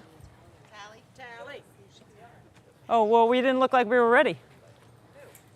You guys. Yeah. Yeah, but it was supposed, yeah, like. We were supposed to bring it over like about 55? No. You're supposed to bring it like be ready because we're on a tight timeline. My crew sometimes has a little, and they don't pay attention to the, Mom, help, get on them. That's Sandy, not me. Okay. Here we go. Bring the marker. Okay, we good right here? All right. Do I get to do the honors? Okay. Right now, we are at, whoop, a little higher, a little higher, a little higher. How about up here? How about 105? We're at $105,000 for Special Olympics. That counts Mount Pleasant, South Carolina, our area, Pennsylvania, and North Carolina. We are so excited about what we're doing here, and we're going to just keep raising money through the night. So if you haven't had a chance to give yet, you're going to love the program we have coming up. Kathleen Sweeney is next, Dabo's wife. Usually we get Dabo. We took a little different spin here because we love Kathleen and we wanted to get her on. And also we have Michelle Smith, the two-time Olympic softball pitcher who's on ESPN right now as we speak. She is an incredible athlete and a great friend to 24 Hours Nothing But Net. Okay, guys, 105,000, let's go.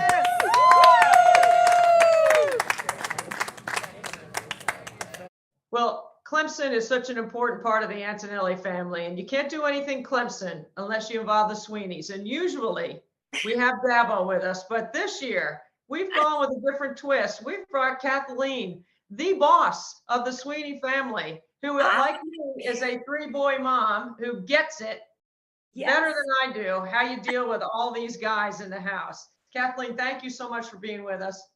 Thank you, Debbie. It's an honor, and I'm just so proud of what y'all are doing, what you're doing, shooting hoops all through that crazy hours of the morning. I mean, that's really special what you're doing. Very special. Well, you know, like you guys who use your platform so well to make your community better and the world at large better. And it sounds so simple to say it like that, but it really is true based on the way you run the football program, the way you run your own family, and how you live out that culture piece that we talk about in sports so much.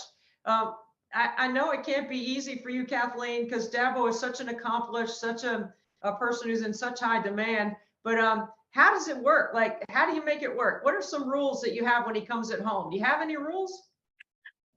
You know, those of you who know my husband, he is amazing. He's just got God-given talents and energy that can just go all through the night. That's why he needs to join you sometime in your nighttime shooting escapade, because he loves it. And but you know, we don't really have any rules. I mean, he's usually, you know, he makes the rules up there at the office, but at home, I mean, we've been together you know, since middle school and best friends since then. And we're just kind of on the same wavelength. I mean, he has people meet me and be like, God, you have a lot of energy. I was like, well, if you don't know my husband, I was like, I have to try to, you know, keep up and have that same energy level. But no, he just, you know, I think finally when he gets home, he tries to relax, but it usually still involves like, that's something he and I will do. Like we try to exercise together daily, whether it's going for a run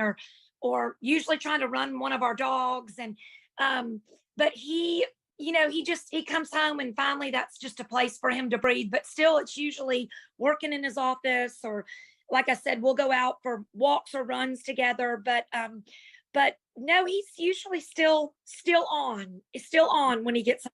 Still a lot of energy, but tired too. Well, I've never seen you without a smile on your face, whether it's in the press box or on the field or in the Shepherd Hotel, or you're working around town, walking. I've caught you walking on the sidewalk. I've just run into you in other places around Clemson. I think that's the beauty of Clemson, right? I mean, you know, it's this beautiful community that has such a giving and safe and secure heart. That's the best way I can describe it.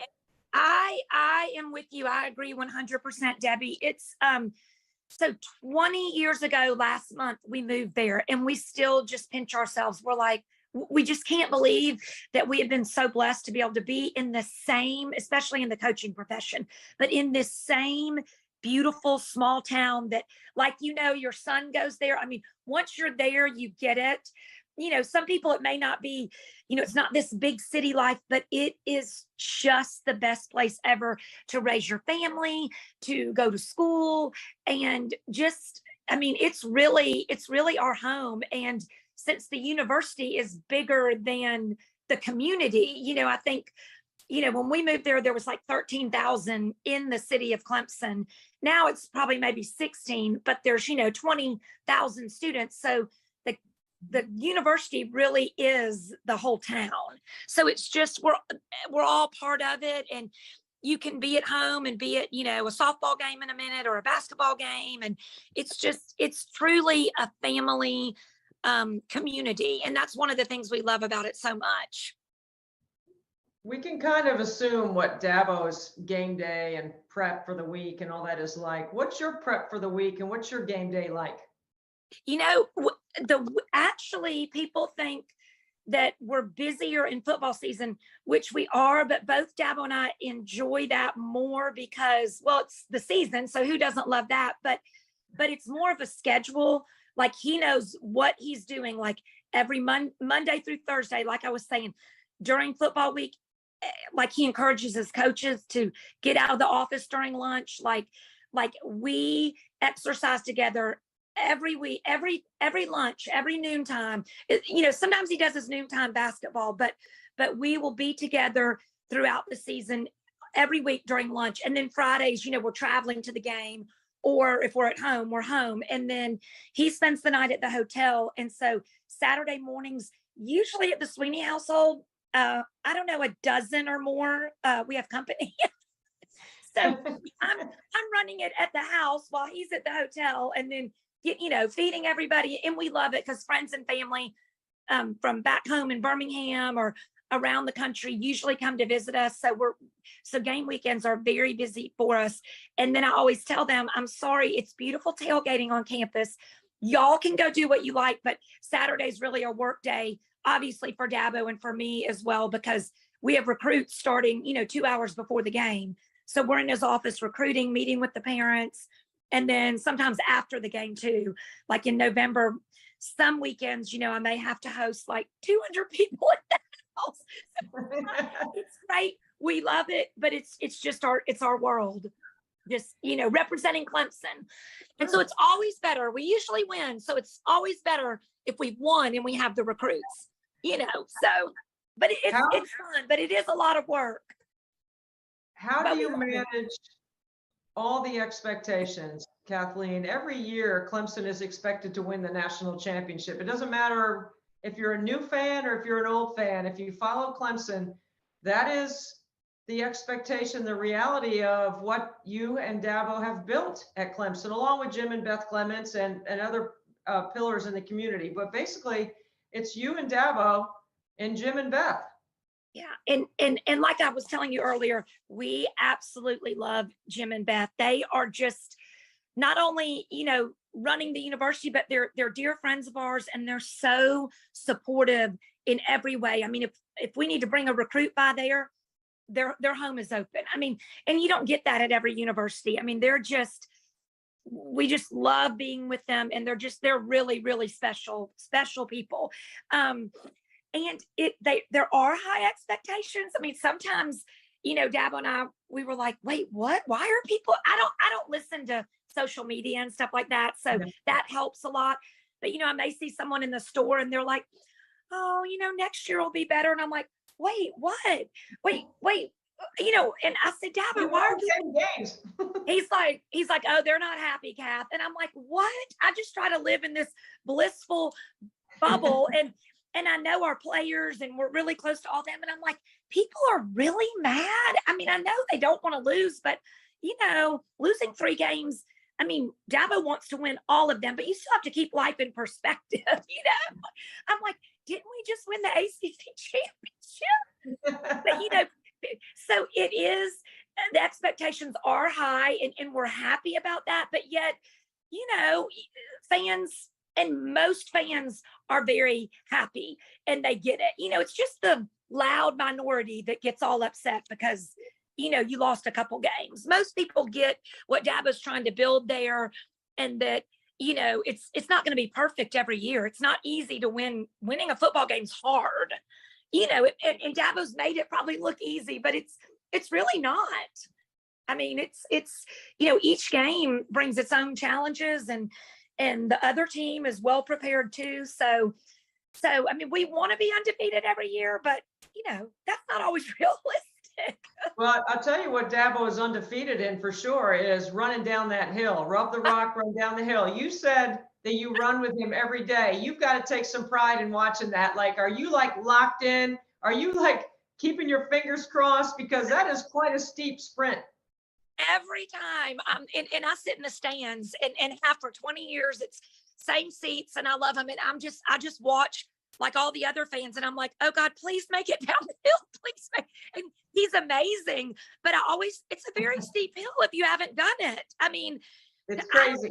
It is steep, but he's just, he's really, really does a great job at that, but he's like, you know what? There's some people that are just waiting for me to fall, Kath. I was like, no, you can do it. But it still makes me a little nervous, even though he's done it hundreds of times. But it's steep and he runs so fast. He does. And I love that he out sprints the security every time. I love that. And those are some young guys too. I mean, they're like, late 20s, and that makes Dabo proud. And he should be. Cool. That's really good. Now, I know Dabo has this huge staff, right? He does. He's got lots of people. How about your staff? What kind of staff do you have? Well, but his assistants are so awesome to me. Like, as a matter of fact, we were just texting this morning about ladies clinic. And so, I mean, I definitely, have, but not, so that they help me as well. But it's, but I love all of our coaches' wives. We're all really close. And, we all like try to love on the players. I mean, we kind of split it up. Like, if you're the DB coach's wife, I mean, it just depends on, but they all help, like, love on the players. Like, it's all a collective thing. We all, just, we're up there a lot, and we have certain family night meals. So we get to see each other a lot, and we will get together and try to, let's celebrate their birthdays and do different things. So I couldn't be more blessed with the sweet, like, loving coaches' wives and staff that we have, because they all care about the guys. Because, sometimes they just need somebody to talk to, or their mom's not there. So it's really nice. I mean, there are a lot of special people up there that help in every area.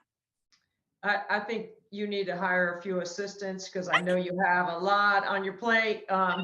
And I'm sure you could get that done if you wanted. But so on game day, Kathleen, I'm curious, like, do you ever wander around the tailgate situation? Because it is off the charts. Like, lot 2, the grass yard. I've been all over tailgating pregame at Clemson. I've been everywhere to tailgate there, and it is really fun. It really is. I mean, I don't get to, because when I get to the stadium, I have to kind of get in there because we have Tiger Walk. And then, like, it's usually always a really big recruiting day for us, because that's when the high school boys want to come, to the home Clemson games, because there's only 7 a year. So there's so many, like, right up until Dabo goes out on the field, we're meeting with parents and our recruits. So I don't really get to, but it is funny because Dabo and I are usually the last ones to leave the stadium. And I mean, it's, 3 hours after the game, because he's got to meet with Tim or Don Munson. I mean, he's got all kinds of post-game shows and things to do. So we're up there really late, and we'll pull out, and there might be 1 or 2 tailgaters left, at 1 a.m, and we're like, Dabo roll down the window and wave to them. They're like, I mean, we don't know them, but it's just fun. Yeah. But what a great game day. I mean, the environment is amazing, and it's so exciting. I mean, our players' parents get together and tailgate, and everybody has so much fun, and it's all part of the experience. Yeah, it is. It's amazing. So what makes you the most nervous? 4th and 1, Dabo running down the hill, or when your boys check in? Oh gosh, all of it, really, I guess. I mean, I feel really confident that Dabo's going to make it. I mean, I still get a little nervous, but once that's over with, I just think anytime, especially if the game's close, or whether it's one of our boys or any of our guys, gets injured. I mean, that makes me nervous, and especially tight games. I mean, I love one where, you can kind of relax and we see all the best, and those are the best games. But when they're tight, that makes me really nervous. Or if we're behind, and just because, we know all of our players and how hard they've worked, and it makes me sad if they fumbled or they've done something, you just get sad, not only as coach's wife, but like as a mom, you're like, oh, you just feel sorry for them if, when things like that happen. Sure. But it's not the end of the world, but it's a big deal at the moment to them. So those are things that make me nervous. If, maybe we're not doing our best, and we know we can, makes you feel bad for for the coaches and the players, but I still try to keep it in perspective. I'm not yelling at them like some fans. I'm just, so that those would be the most nerve-wracking, is when we're maybe behind in a game or something, or one of our guys goes down with an injury. Keeping it all in perspective, which I know at times can be hard because there's adversity that happens in the games and things are tight, like you said, and there are nerve-wracking situations. But if you could keep it all in perspective, what's the most joyful part of it? Oh, definitely a victory, and just seeing them come together as teammates. I mean, you hate to be just superficial, but that is what they've worked for. So when you get a victory, I mean, that's absolutely, those are just the best times. It just brings pure joy, because you get to know your guys, and the coaches, and all of their really blood, sweat, and tears. And for them to be victorious and win a championship or win the game, I mean, that truly is the best, because all their hard work, when you see them in summer workouts and all of that, I mean, it's a lot. They have a lot on them. And for us to get a victory, again, not taking that for granted. There's only, so many games, and I'm sure you felt like that in basketball. I mean, people think, oh, you can win but a lot goes into winning any type of sporting event. Winning is hard at any level, anywhere. It's not easy. So let me shift gears with you a little bit, Kathleen, because when Frankie was a freshman at Clemson in the Life program, which was 6 years ago now, that we had been at Clemson for that long, one of the best things that the Clemson Life students get to do, and they get to do a lot of really cool things, but one is going to football practice. And I remember when Frankie first went to football practice, and he was telling me about Dabo this, Dabo that, and I was like, how about Coach Sweeney? No, it's Dabo. And I thought it was really cool that he's getting his picture taken with Dabo and the guys, and it's such an incredible experience. I know from Dabo, we've heard him talk about what it means to him and the players, and how that's such a part of the fabric of the university as the Clemson Life program, which makes Clemson even more endearing and more special. But what does it mean to you? Because you're there at practice day, you're there with the All In Foundation, which is what you and Dabo created, to make a difference in the lives of so many different families. What's that day like at football practice for you when the Clemson Life students show up? That is actually the best day. I mean, and not only do I love it, Dabo, the coaches, all of our players love it. I mean, I'm speaking for the masses, but I think it's probably one of everybody's most favorite days of practice. And just, I mean, Clemson Life, I mean, you're a parent. I mean, I can't put into words how you could put that program into words, but it is just so special and so amazing. And then, like I said, I'm also friends with Beth, and now that her daughter Grace Clements is there, she's taught me a lot. I've learned more, or learned a lot, from parents like you, or from Erica Walters, who runs the program. And so Dabo and I, that has just been one of our missions, is to help it and try, our foundation, to try to, donate monies to it, because I mean, it's expensive to go to college. And Beth said, a lot of these parents have not saved. Yes. And just to be able to go and help. And another one of my favorites, I know Frankie knows, Marston. Marston Miller, he is in a wheelchair. I think the only one, right? But he's a graduate, but he works for us now in the football program. And he's one of my all-time favorites too. It's just all the joy and excitement that these students have being out there. And I mean, you just can't help but smile. They're just so amazing, and all that they've overcome. And now they're here at college. And again, I can't speak like you can about it as a parent, but it definitely brings us so much joy. Yeah, we could spend the whole 24 hours talking about what Clemson Life has meant to our family on this live stream for 24 hours, nothing but net. But there's one other topic, and that is, I know what Dabo has talked about with Coach Stallings, John Mark, and the story of how he was introduced to someone with Down syndrome. And he's referenced the Way of the Shepherd many times in your association with the Shepherd Hotel. And we've had Rich Haydek on the live stream. So we have listened to him describe what the Shepherd Hotel has meant to the community, why it was put at Clemson, and your leadership behind it, along with Dabo. What would you say, Kathleen? Because I've run into you in there for breakfast when you're in there. I like to say it's a great adult place to have an adult beverage and a drink, or the food is outstanding. But when you've been at Clemson for so long, and there all of a sudden this beautiful hotel shows up with a purpose that is unlike any other place in the world right now. It's the only one where 40% of the people that work there have some intellectual or physical disability. It's just incredible that it's an extension of the Clemson Life program. It's the next step. It's a transition from graduating to having a job.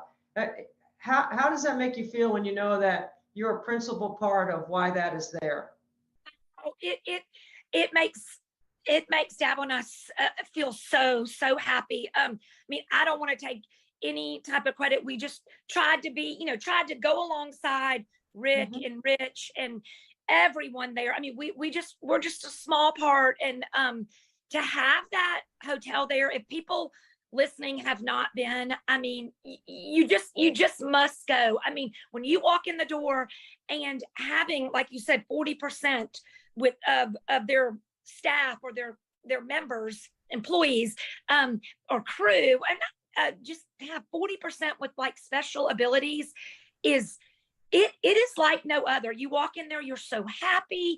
It's beautiful to begin with, and it's right there, like to watch it, because they went through a lot to try to even get it built, a lot of obstacles, but just the perseverance. And then to see all the special people that work there and are part of the team there, I guess a team's the best word.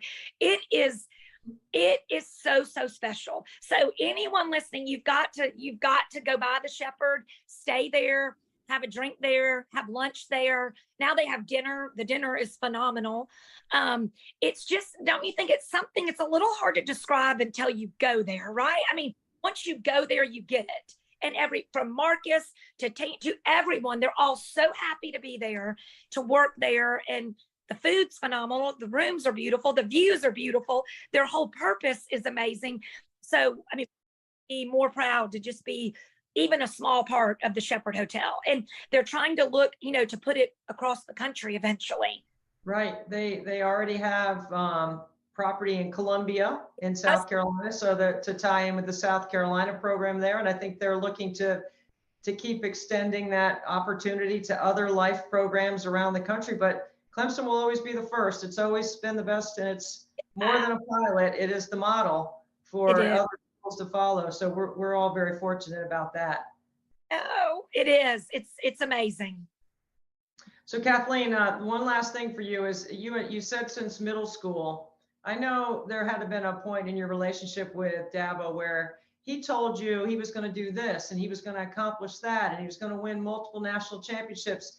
At what point in your relationship since middle school did you know that he was really going to do all the things that he said he was going to do in his dreams and all his goals? Oh, Debbie, I mean, it sounds cliche, but I mean, really always, that's probably why I was attracted to him as a younger girl. I mean, just his passion. And I mean, he was, three sport athlete. I mean, he was always doing and going and achieving.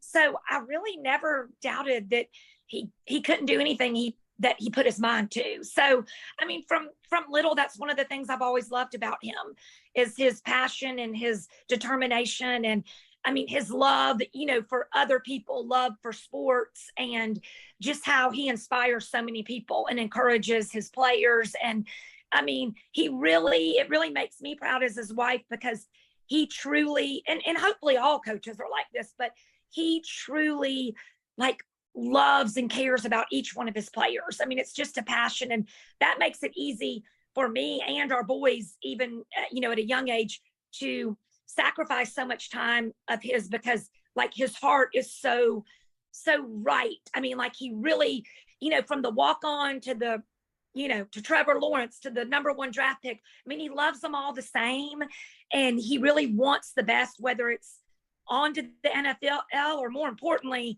getting their degree, because tells all of them, NFL is not for long, and most of y'all aren't going to make it to the NFL. such a, I mean, a lot of them do, but if you think about, we have 130 players. I mean, it's just a tiny percentage that's going to go on to the next level. So he wants their college experience to be, you know, everything. And really at the end of the day, have that degree from Clemson, because he knows that's what's going to lead them in this world. And they're going to be great fathers, husbands, businessmen, making a difference in the world, you know, beyond sports. I mean, sports is the catalyst, but we all know that comes to an end one day. And he wants to make them a better man. So that makes me very proud. That makes me very proud. And I'm sure as proud of your 3 young men that you're a 3-boy mom like me. So we got something. We got a special connection. I know. Absolutely. And oh yeah, and you're just amazing in and of yourself. So I'm so happy to get to talk with y'all. Well, thank you. And, you know, kids go to college and they make a bucket list. I sent my kid to college at Clemson with my own bucket list. And one of the items that I haven't checked off yet, but I know I'm going to, is I'm going to shoot hoops at your house, because I've been to the president's house many times to shoot hoops, and I want to come and shoot at your house. Please just text me, reach out to Deborah. You come up. I'm serious. We would love it. It's an open invitation. We're going to take advantage of it, Kathleen. I might come in with my squad. You know, my True Life squad. That's fine. That truly is fine. Please come. Well, thank you so much. On all of your fundraising, you really are just doing wonderful things. I mean, and that finger of yours, that's not going to be easy. Yeah, I did break my finger playing basketball, so it's okay. I'll be fine. I can still shoot, and we'll see how the results are when I'm in the driveway. But I'm so grateful, Kathleen, for your time, and I'm so grateful to Dabo as well, and what Clemson has meant to our family. And this fundraiser is really an extension of why sport is important. And you touched on it in multiple ways in our conversation. Why sport is important and why people with intellectual disability need a place to be able to compete and train. And that's what we're doing. And that's why we're raising money. Right. Absolutely. And please come over anytime. Please come over to our house. I will be there. Thank you, Kathleen. Thank you, Debbie. Good luck, everybody. Bye. Well, the credibility of our live stream continues to grow because we are adding Olympians now. I mean, we're getting to a point where we've got the all-time great Michelle Smith, a 2-time Olympic athlete, one of the greatest two-way players, if you will, great pitcher, outstanding hitter. Everything about the softball game is all Michelle Smith. People ask me all the time, Michelle, if I know you, and I say, that's softball. I don't know softball. No, I'm so glad you're here. Thank you. Absolutely. I'm honored to be here. I love what you're doing, the cause. So I absolutely very, very honored to be able to share some time with you. Well, I learned a lot from you because I don't know much about softball. I mean, obviously I played it. I played the game. I know that. But the current sport and the way it's played at the level that it's played, I learned something from you every time. And I always say, I hope somebody's saying that about me when I'm calling a basketball game, because that's what we're supposed to be doing, right? I mean, how do you see it?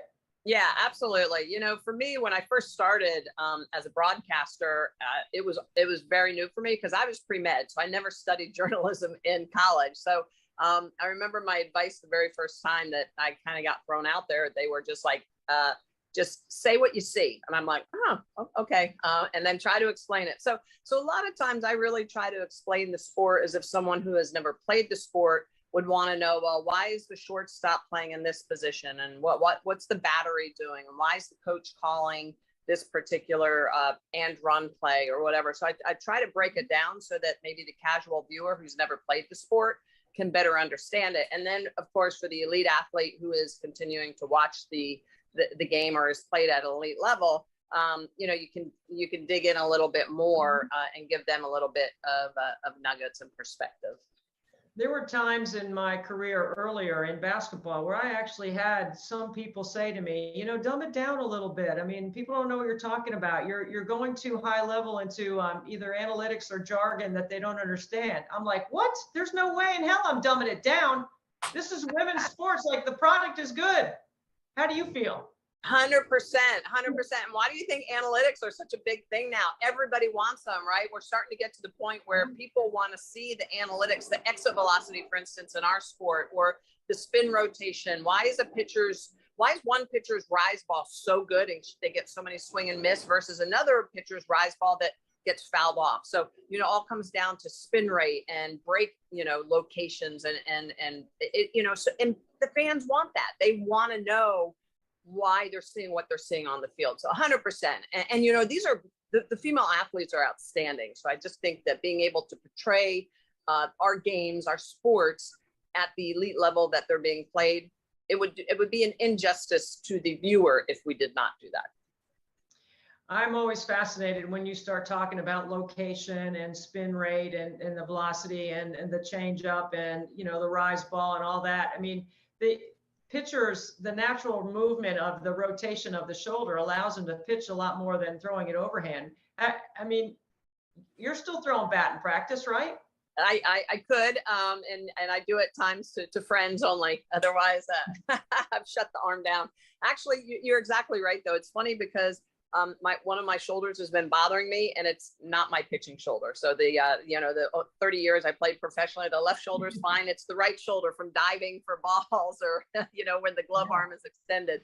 But you're exactly right, because it is a underhand. And again, this is granted that your mechanics are good and pure. The shoulder joint is actually meant to go into a circle when your hips are in a proper position. So as long as your mechanics are good, you can throw back-to-back days. And a lot of elite pitchers throughout the Olympics, we've done that. You see it in the collegiate game now. So it is much more natural than the overhand throw, as obviously baseball pitches. So if you train properly, if your mechanics are good, you can definitely get into a position where you can throw multiple days and quite a few multiple games with a lot of pitches. So when you start talking about a couple of hot shot names, I mean, I only know what you teach me. So Montana Fouts and Valerie Cagle are two names that I know inside softball. Valerie, because she's at Clemson and my son Frankie's at Clemson. But talk about those two. And, we're always talking about star power in college basketball on the women's side too. We've got Caitlin Clark and an Angel Reese. What's the equivalent there in softball? Did I hit the right team? You got the right to, absolutely, because Montana Fouts transcends the sport. I mean, she's just great. She does a lot for young girls off the field, but then also teaching them on the field. They all want to grow up and be like Montana, and she's a great example of the type of person and athlete that really represents our sport so well. And she's phenomenal. She throws the ball over 70 miles an hour. She can move the ball around. She just is a great teammate. That's the other thing too. She's able to share in other people's joy and always spreads the wealth. She has a good game and she thanks her catcher and her defenders behind her. And she's just, just amazing. And then Valerie Cagle is a great example of a two-way player. So she is not only just an outstanding pitcher, she's also an incredible hitter. So she helps her team on both sides of the plate. And Valerie Cagle, again, is one of those athletes who was very good at a young age. She's really matured. She went through an injury last year. So she had that little bit of a struggle last year as a sophomore where she wasn't quite as complete as she was as a freshman. And you know how it is as a sophomore, everybody kind of knows your nuances. They know how to attack you. But she's come out here her junior year and just has been outstanding and really guided Clemson to have the outstanding season that they've had. But yeah, we've got some great names in our sport. Megan Faremo is another one, pitcher for UCLA. I mean, we've got a lot of superstars all over the place. And, we have the superstar team of Oklahoma that hardly anyone can seem to figure out how to beat. That's the Natty Patty over there, right? There it is. That is the. Yeah, okay, so do you have the all Smitty team? Like, the two-way players, like Cagle's got to be one of them on the team, right? Pitches and can hit. That was you. I mean, you're a big hitter too. You weren't just an Olympic softball pitcher. No, exactly. For me, I'm kind of a busybody. So if you're playing pro ball and we have a 6-hour practice, you can only pitch for so long. And so you got to figure out other things to do. So I'd work on my hitting. I'd play a little outfield, a little first base. And, I just love the sport. I love to be on the field. I love to practice, and that's why I played as long as I did. But if I were to say an all Smitty team, I think, Jordy Ball is another one who's a great pitcher for Oklahoma. Having a great sophomore year. She was an outstanding freshman. She's, Oklahoma's kind of kept her reeled in, but she can also hit. She'll go in and pitch run at times. for Oklahoma. So, she really can do a lot. Shanice Stells for Arkansas is another one of those great players who could probably hit if they needed her to. But, the lineups are so long nowadays that most college coaches are going to try to keep their aces in the circle and on the bench, so that they're not on the base paths potentially in harm's way. Megan Framo, as I mentioned, is another one. But we've got a great group of freshmen this year that have done an outstanding job throughout the country. So, our sport's in a really good spot, but we've got some amazing pitchers, hitters, and then, of course, defenders. Well, I think your sport's in a great spot. And in many ways, I think you've taken the lead in certain aspects of it. And I'm not going to go into, too much here, but I do want to know from you, like the 9.9 million rating that the women's championship in basketball got this year is quite significant. And I think softball has already established itself as an incredible ratings hit. I mean, how do you see the 9.9 versus, where softball is right now? Well, that's a massive number. And it just shows that, the viewer wants to watch good athletes and good stories. And I don't think it should be gender specific. But Caitlin Clark, I mean, she was compelling, right? It was a great story. It was, and I think what also helped it too is a team like Iowa, as good as they've been in the past, they weren't this Iowa, right? And because they didn't have a Caitlin Clark type athlete for previous years. So she explodes onto the scene, even though, she'd been on the scene.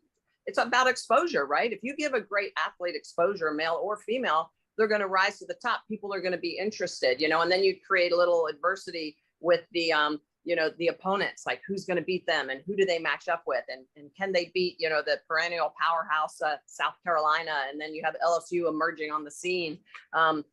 So, I think those are great storylines. And once the media, ESPN puts it out there, I think people start to bite and they nibble on it, and then they're interested and they're hooked, and I think softball's in the same way. We have to create stars. If you look back over sports history, let's just say even the Yankees. I mean, people followed Derek Jeter. They wanted to follow, yes, the Yankees, but they're also very interested in Derek Jeter. So when we can create these superstar women athletes, people get invested in them. And then they want to watch them. They want to know more about them. And I hope that, we continue to do that on the women's side of all sports, basketball, softball, volleyball. I mean, there's just a lot of great athletes out there. And the more we can tell their stories, the more people will be interested and realize that it's just as outstanding watching women's sports as it is men's sports. I'm curious about how you feel about this, because I don't know if we have the answer out publicly yet about what the NCAA is going to do about the rights coming up for our sports, right? For the bundle of sports that they put together for championships. There's a lot of people talking about separating basketball, letting it stand on its own. I'm sure there's some people that think softball and baseball could stand on its own. Where do you sit, or what idea, if you were sitting there today and you were president for the day, Michelle, what would you do with the bundling of the sports rights now, especially on the women's side? I think what I would do, the sports that have proven that they can stand alone and they can hold their own and they can captive an audience, I think you have to split those off and let them run. I think that there are a group of sports that probably need to collectively stay together so that they get airtime, they get media time. And so I think that you have to decipher what those sports are. I would probably say at this point, it's probably basketball, softball, and gymnastics that would probably do very well selling themselves. And because you could have specific sponsors that are relevant to their sports. And so you should let them run where they can run. And then maybe another group of sports that maybe are starting to grow, but need the continuity of working together for advertisers, even for airtime, because sometimes there's some sports that just don't get enough time yet or aren't exposure yet that over the next 5 or 10 years, they will start to build and be able to break out on their own. And so, for instance, maybe that's field hockey, and maybe that's some of the other sports that are starting to emerge and people are starting to cover and want to watch. But I definitely think that basketball should be out. Women's basketball should be out on its own. Softball should be able to be out on its own, because we have a lot of people that come to us and say, hey, we want to sponsor this, but because it's all kind of lumped together, it gets lost, unfortunately. I agree with you. I've been a big proponent actually for 15 years of separation from the corporate partner program, because I do believe that there are women's sports, if somebody tried to sell them, would be able to be sold on their own. Okay, so we share something in common. We both get to work with the famous Beth Mowins. Now, I've worked with her for 26 basketball seasons. We are the longest running basketball television partnership on the air That's that awesome. ESPN or anybody has. Nobody has had in college basketball. 26 years. That's a long time to work with someone. I've been stuck with her for 26. How many years you been stuck with her? Not quite 26, but pretty long. We have been stuck with each other for a while, definitely since the late 90s. And there were years I was in and out because I was playing professionally in Japan. I would actually buy my own ticket because there was nobody else to call games. I would buy my own ticket to come home from Japan to call the Women's College World Series just because there was nobody else that could really do it. And I was like, the sport needs to be represented. We need to make sure that the broadcasts are good. So what people are seeing is compelling. And yeah, so that was a funny time in my life, and I wouldn't change it. We've got great people, as you know, at the top of ESPN with Meg Aronowitz and Pat Lowry, and a lot of women that are helping promote women's sports. And that's a big key, is that we need women to keep supporting women, and for women to keep pushing that the women's message to the men and up at ESPN and Disney and all these media corporations to really say, hey, yeah, this is a great product. It does deserve to be on television. But yeah, the BMO factor is real, and we've both experienced it for a very long time. We're both very fortunate we get to work with her. She's like family to us, and we love her, and we love Hank. The best part about being with Beth is actually not in game, it's after the game. And what she says in talkback. My only regret is she's a master of the talkback button. My only regret is that I didn't throw her a glove and make her catch for me. I'm sure you guys shot baskets together. I'm like, what was I thinking? I should have thrown her a catcher's glove and said, come on, BMO, let's go. You would knock her right off her feet if you did that. I know you would. Okay, so I've been politicking up for a long time on my side, and I'm going to need your help a little bit. I want to cross over in the booth. I want to do softball with you and BMO. I would be the perfect third wheel in that situation to talk analytics and stuff that the fan at home wants to hear that doesn't have the high level knowledge that you have. You got to help me out a little bit, Smitty. I will. We got to put together a targeted approach to I guess who we could talk. Would it be Pat Lowry or would it be Meg Aronowitz? One of them, or both of them together if we can get them in the same room. That's what we'll do. We'll work on the two of them. But you've been gracious with your time. You've been so philanthropic with your efforts and supporting the game and supporting others around the game. I know we love seeing you at the KEL Cancer Fund golf outing. I'm always trying to beat you on the longest drive because I know you smack the heck out of it. The last thing is 20 years in Japan. I heard you own Japan. You own it. You know everything about Japan. I loved it. I was very blessed to play 16 years professionally in Japan, won 8 championships and 8 MVPs over there. And really it was because I embraced the culture. I loved it. I 6-hour practice, I was like, game on. I just loved being out on the field. And I embraced the culture. So Mara Nihongo wa karimasu. So I learned to speak the language, and I still to this day can remember some of it, not as much as I used to, but it's a great culture, and a lot of opportunity over there for women, a lot of opportunity now for our collegiate athletes to graduate and then go over and play professionally in Japan, which is great because in the US we're still trying to figure out our professional league. So no, I'm very, very blessed to have been able to go through that. And back to the philanthropic stuff. I always wear shirts, right? Do good. So I don't know if you can read it backwards, but I feel like hopefully my legacy will be more than just how many wins or MVPs I had in my career, how many gold medals. It's really hopefully the difference that we make, and that's why I love what you're doing, Debbie. I mean, you're such a great example of having a platform and being able to make a difference to people that need help, and that's what I think life is all about. So I feel very blessed to be a part of this with you. Well, it's an honor to have you. Thank you so much.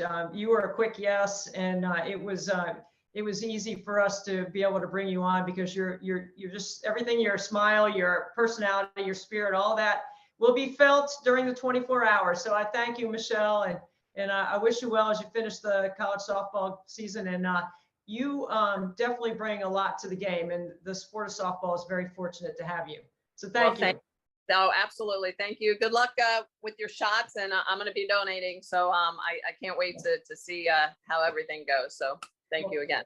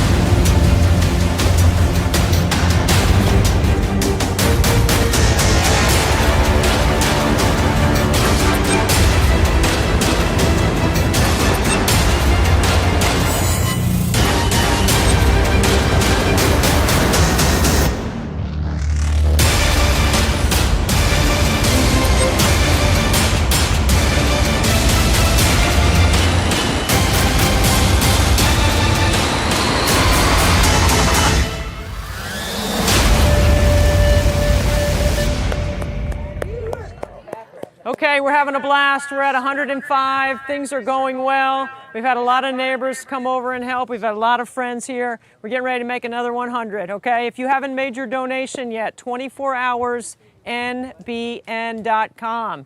Please help us